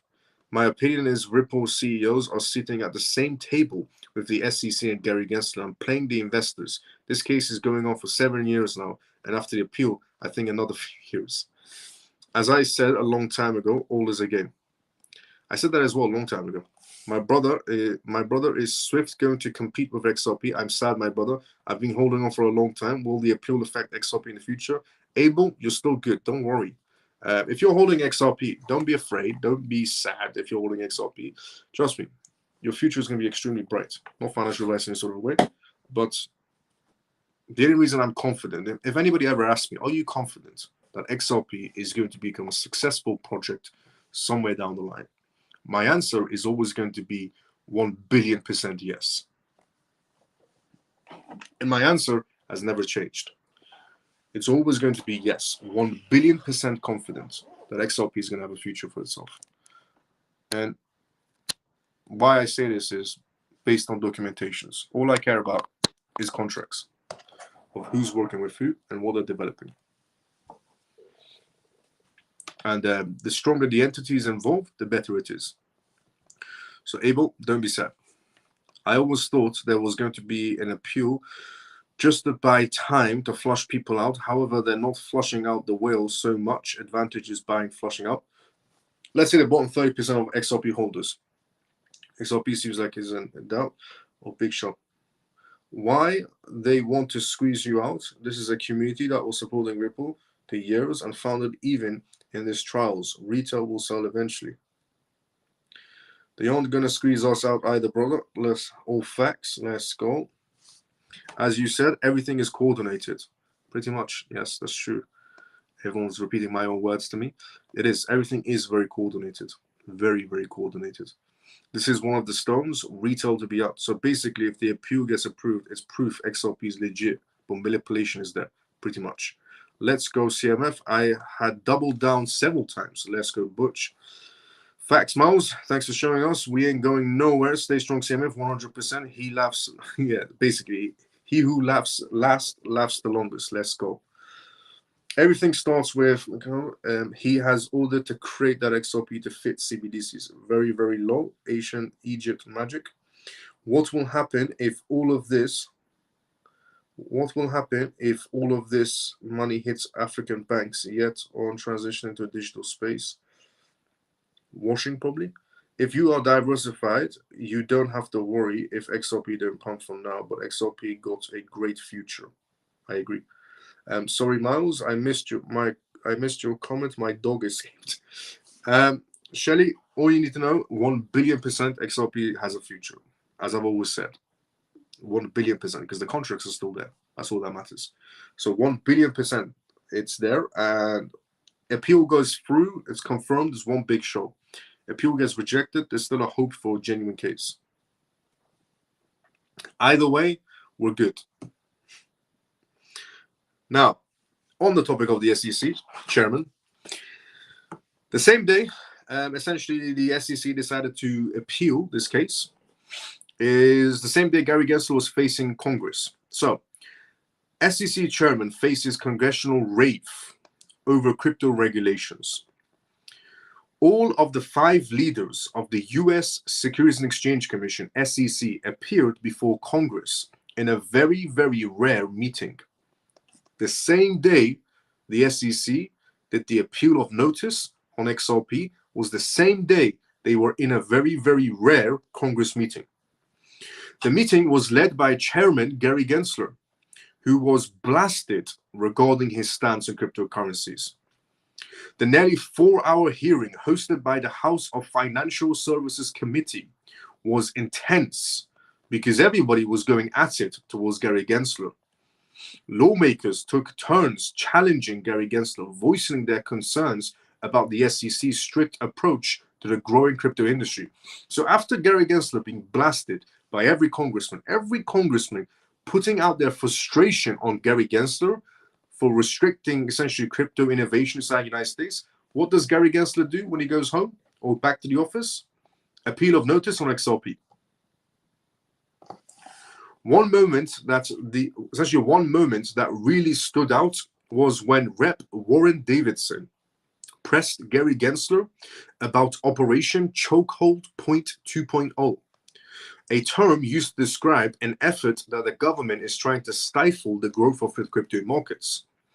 Gensler responded saying, "I've never heard of that term, Chokehold Point 2.0, which surprised many people in the room. The congressman was surprised Gary Gensler has never heard of Chokehold 2.0.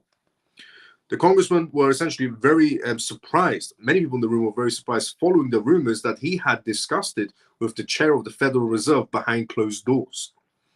Rep. Tom Hemmer, a big supporter of cryptocurrencies, didn't hold back his feelings either. He said, we could not have had a more destructive chairman of the SEC, making it clear that the SEC's rules are hindering the growth of cryptocurrencies in the country.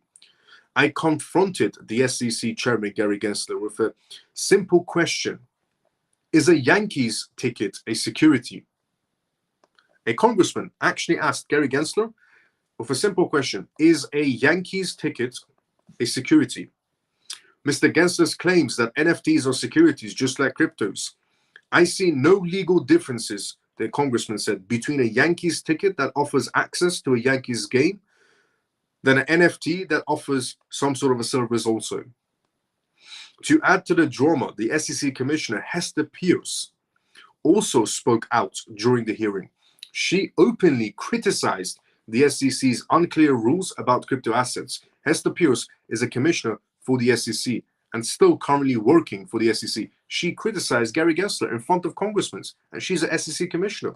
She said that he is basically hasn't created the SEC's unclear rules about crypto. She openly criticized the SEC's unclear rules about crypto assets. We've taken a legally imprecise view to mask the regulatory clarity, the lack of regulatory clarity, Hester Pierce said, and went on to say that something that they should essentially have admitted to a long time ago, that the SEC is not doing their job. This is an SEC commissioner, by the way, saying this about the SEC towards Gary Gensler's face. She also placed blame on the SEC's tough stance, squarely being on Gensler, saying, the agenda is the chairman's agenda. SEC Commissioner Hester Pearson said in front of congressmen, alongside Gary Gensler, that it's not the SEC that's doing this. She said, her end quote was, the agenda is the chairman's agenda. It's not the SEC. So that Gary Gensler, in other words, is acting on his own. He's acting on his own. Gary Gensler is acting on his own. It's not the SEC's agenda. So technically, apparently, from Hester Pierce, SEC commissioner, in front of congressmen, stating alongside Gary Gensler that it's not the SEC's agenda to go after crypto assets like this. It's the chairman's agenda to do this. So it just shows the level of corruption at the SEC, where the chairman is doing whatever he wants. And his peers, Hester Pierce, SEC commissioner, stated that. Said it's not the SEC's agenda. It's the chairman's agenda to go after crypto assets. That's a bold statement to be making about your boss, knowing you could be fired and thrown under the bus as well. And that was the same day. That was yesterday. What happened yesterday? SEC appeal of notice on XRP. So Gary Gensler walks into a very, very rare Congress meeting where every congressman is telling Gary Gensler, you're useless, back to back, asking him multiple questions and saying you're stifling operations, you're doing chokehold operation 2.0, blasting him. And even his own peers, Hester Pierce, SEC commissioner, stands up and says, this is not the SEC's agenda.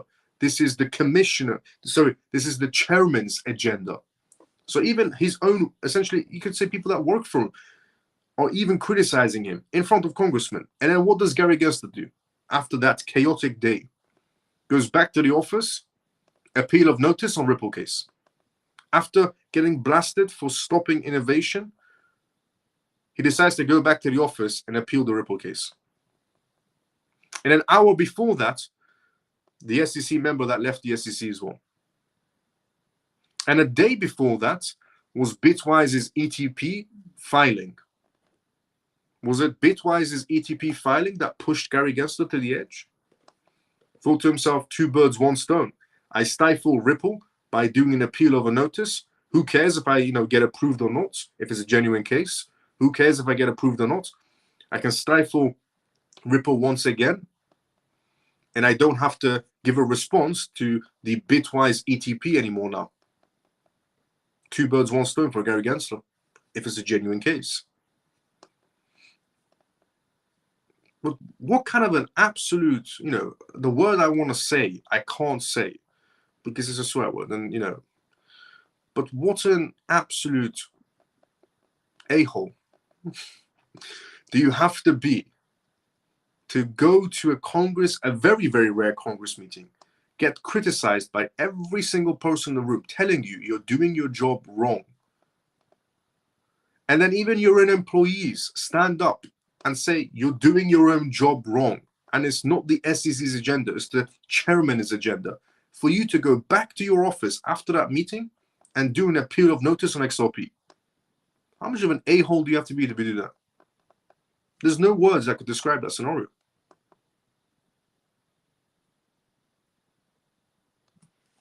There's genuinely no words you can describe it. You're getting blasted by Congress and people that work for you. And then you decide to go back to your office an hour later, pretty much, to put an appeal of notice on XRP. Genuinely have to be an a-hole. There's no other questions about it. But two birds, one stone for him. He doesn't have to put a notice he doesn't have to give a response to the XRP ETP anymore, to the Bitwise scenario. Not that Bitwise is going to withdraw their application, but he doesn't have to respond to it anymore because it's an ongoing case now until the rejection happens. So if it's a genuine case, rejection, if it's everybody sitting at the same table, the appeal will move forward.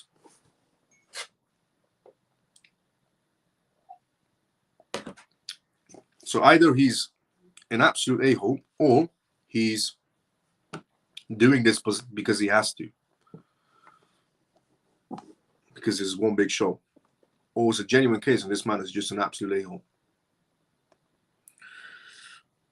Genuinely, how do you describe that? You walk into a very, very rare government meeting, everybody telling you you're useless, you're doing your job incorrect. Your own employees are standing up and saying you're doing your job wrong. For you to go back to the office and put an appeal or notice on XRP.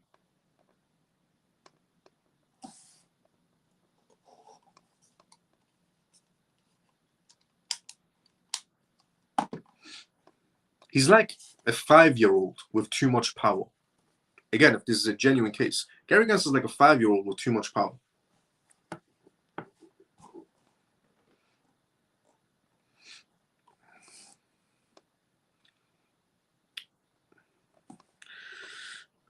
Historically, after a long fight with the SEC, all these companies did very well. So we have hope the fundamentals, the same as Laxi. Yeah, pretty much we do, yes. I think that's Axela looks exciting. What do you think? I've heard some things about it, but I'll check it out. After that grilling in Congress is going to be very awkward at the SEC chairman Christmas party this year. Yeah, definitely. Gary Gensler is the biggest buffoon in the century. I was going for D-head, but a-hole works. Let's be honest, he has nothing more to lose. He's doing as much damage as possible. It looks like it, I'll be honest. It absolutely looks like it. Now, Ripple. Seems like they couldn't care less about Gary Gensler coming after them once again. Because which gives more evidence that it's just all a show, Miles. Isn't it? Honestly. It's just one manipulated and corrupted show. Ripple, on the other hand, proves Miles that this case is a Hollywood stunt show, and we are waiting to see who is the cut. Basically, Is he being controlled by someone else who's trying to stall XRP? Seems like it. There's too much corruption. There's so much corruption and manipulation. But do you know what this makes it worse? Because in the world of politicians, corruption and manipulation exist. That's just how things operate in the politician world. But when you add money to that scenario, it makes it 10 times worse.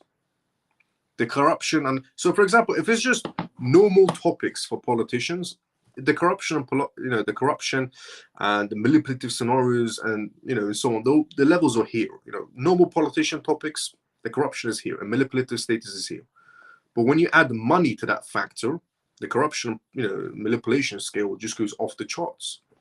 These people, the politicians, are naturally corrupt.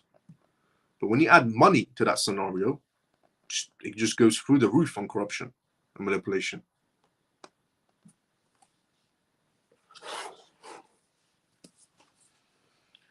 Because this is what it is. It's digital money. We're talking about a new financial system. It's a big deal. And naturally, these people are corrupt, head to toe. But when you add money to a group of people, who are corrupt naturally, the scales just go off the charts. And the level of corruption and manipulation. It proves Miles' case is a Hollywood stunt. And we're waiting to see who's the cut. Now, on Ripple's side of the scale, Ripple expands its global reach with new partnership in Brazil. Ripple, a leader in cross-border payment solutions, has officially entered the Brazilian market space through an alliance with Mercado Bitcoin, the country's largest cryptocurrency exchange. This collaboration aims to enhance Ripple's payment services in South America, further solidifying its position in the digital asset sector. Despite facing ongoing regulatory challenges inside the United States, particularly from the SEC's recent appeal, Ripple continues to broaden its international presence following its expansions into the United Arab Emirates. Brazil marks another significant milestone for the company as well. In an announcement made essentially today, Ripple revealed that it will be working closely with the Mercado Bitcoin to revolutionize crypto-enabled cross-border payment systems within Brazil. I mean, there's no doubt about it that Ripple is an incredible company. Putting aside if they're all sitting at the same table and this is one big show, there's no doubt. What I don't have a single doubt in my mind about is, no matter the corruption, manipulation, and everybody sitting at the same table, putting that to one side, there's no doubt in my mind. I mean, Ripple is an incredible company. I mean, their list of partnerships, contracts, money transfer licensings, their government approvals to be able to operate, it's incredible. Their list of achievements is just beyond any other crypto project on this planet. As the first exchange in the country to adapt Ripple's comprehensive managed payment solutions, Mercado's Bitcoin is set to leverage blockchain technology to provide faster, more cost-effective and secure transactions. Silvio, Ripple's managing director for Latin America, expressed enthusiasm about the partnerships, stating, "We're excited to collaborate with Mercado Bitcoin, a leading player in the crypto space with over 10 years of expertise." He emphasized that Ripple payment offers unique capabilities that can significantly enhance real-time payment settlements for businesses. This partnership is expected to not only facilitate smoother cross-border transactions, but also contribute to the growth of the cryptocurrency ecosystem in Brazil.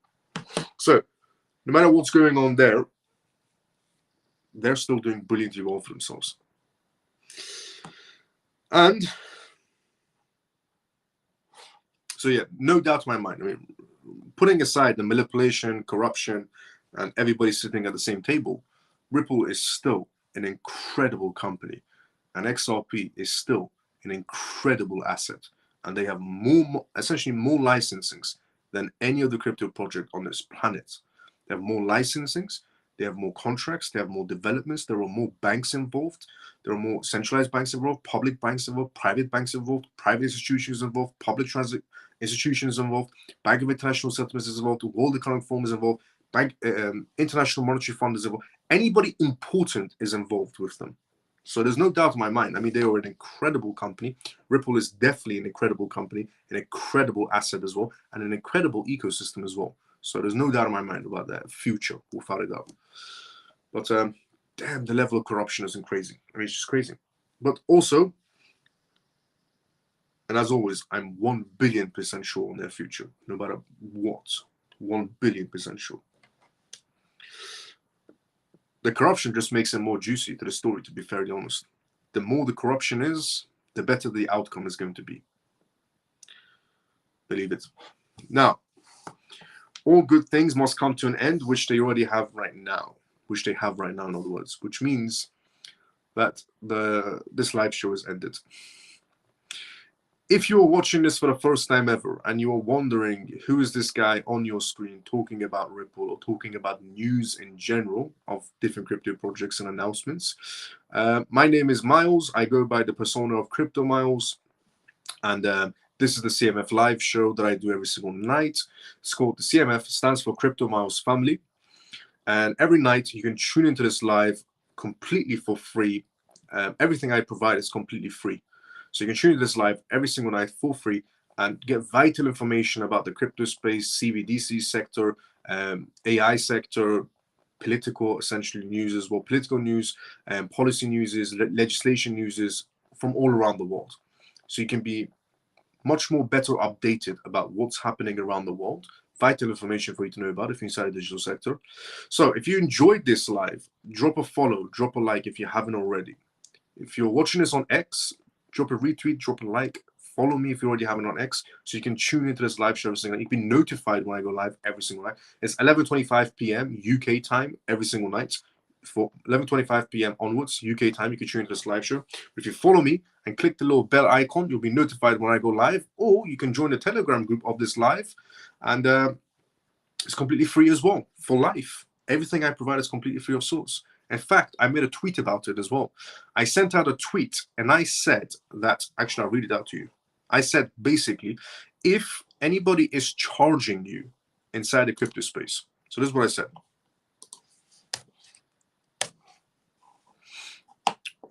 I said, if x.com tries to, decides to open up.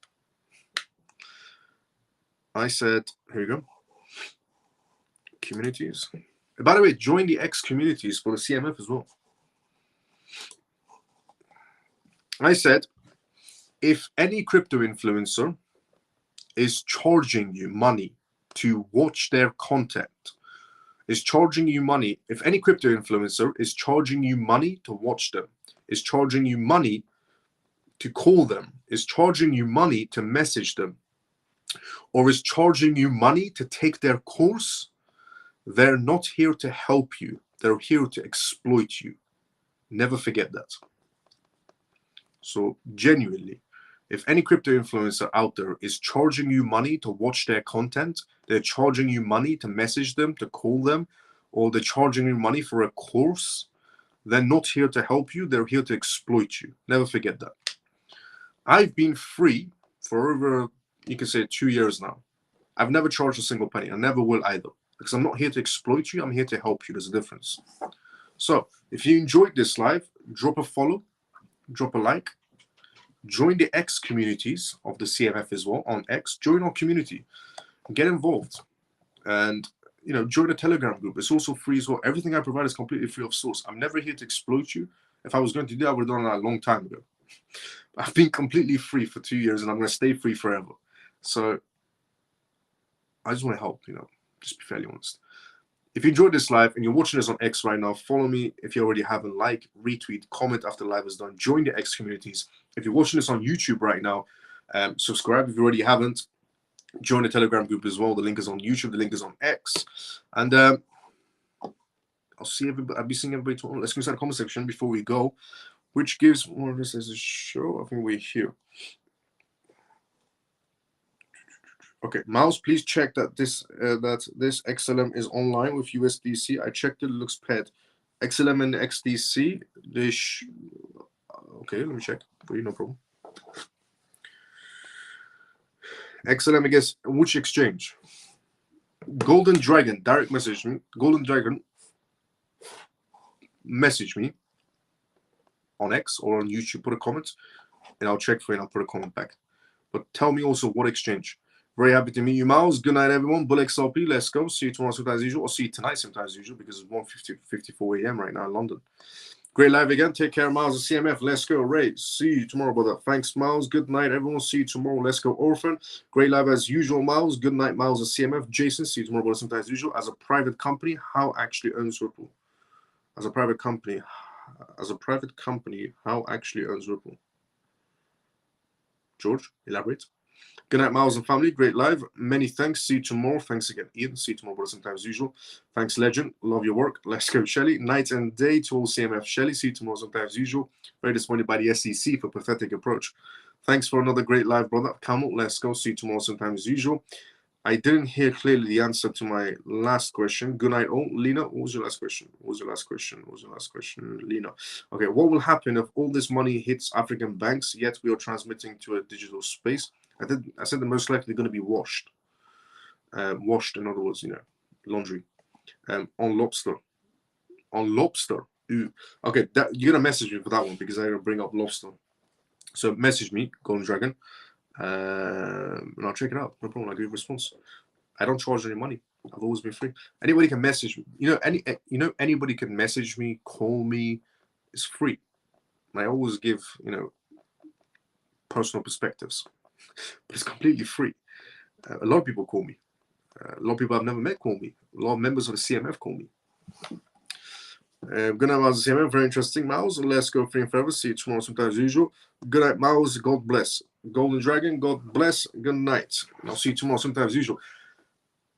Once again, if you enjoyed this live, drop a follow, drop a like if you already haven't, drop a retweet if you already haven't on X, subscribe on YouTube if you already haven't, drop a like on YouTube as well, drop a comment after the live is done, join the X communities if you already haven't, join the Telegram group if you already haven't. It's all one word, CryptoMouse family. Join if you already haven't. I'll be seeing everybody tonight, same timing as usual, because it's 1:56 a.m. right now. I'll be seeing everybody tonight, same timing as usual, 11:25 p.m. UK time. Follow me, click the little bell icon to be notified, or join the Telegram group because I tweet out 5 minutes before I go live. See everybody tonight, same time as usual. Everybody have a great day or a good night, depending on where you're around the world. Everybody who's watching this right now, including CMF members, have a great day or a good night, depending on where you are around the world. See everyone.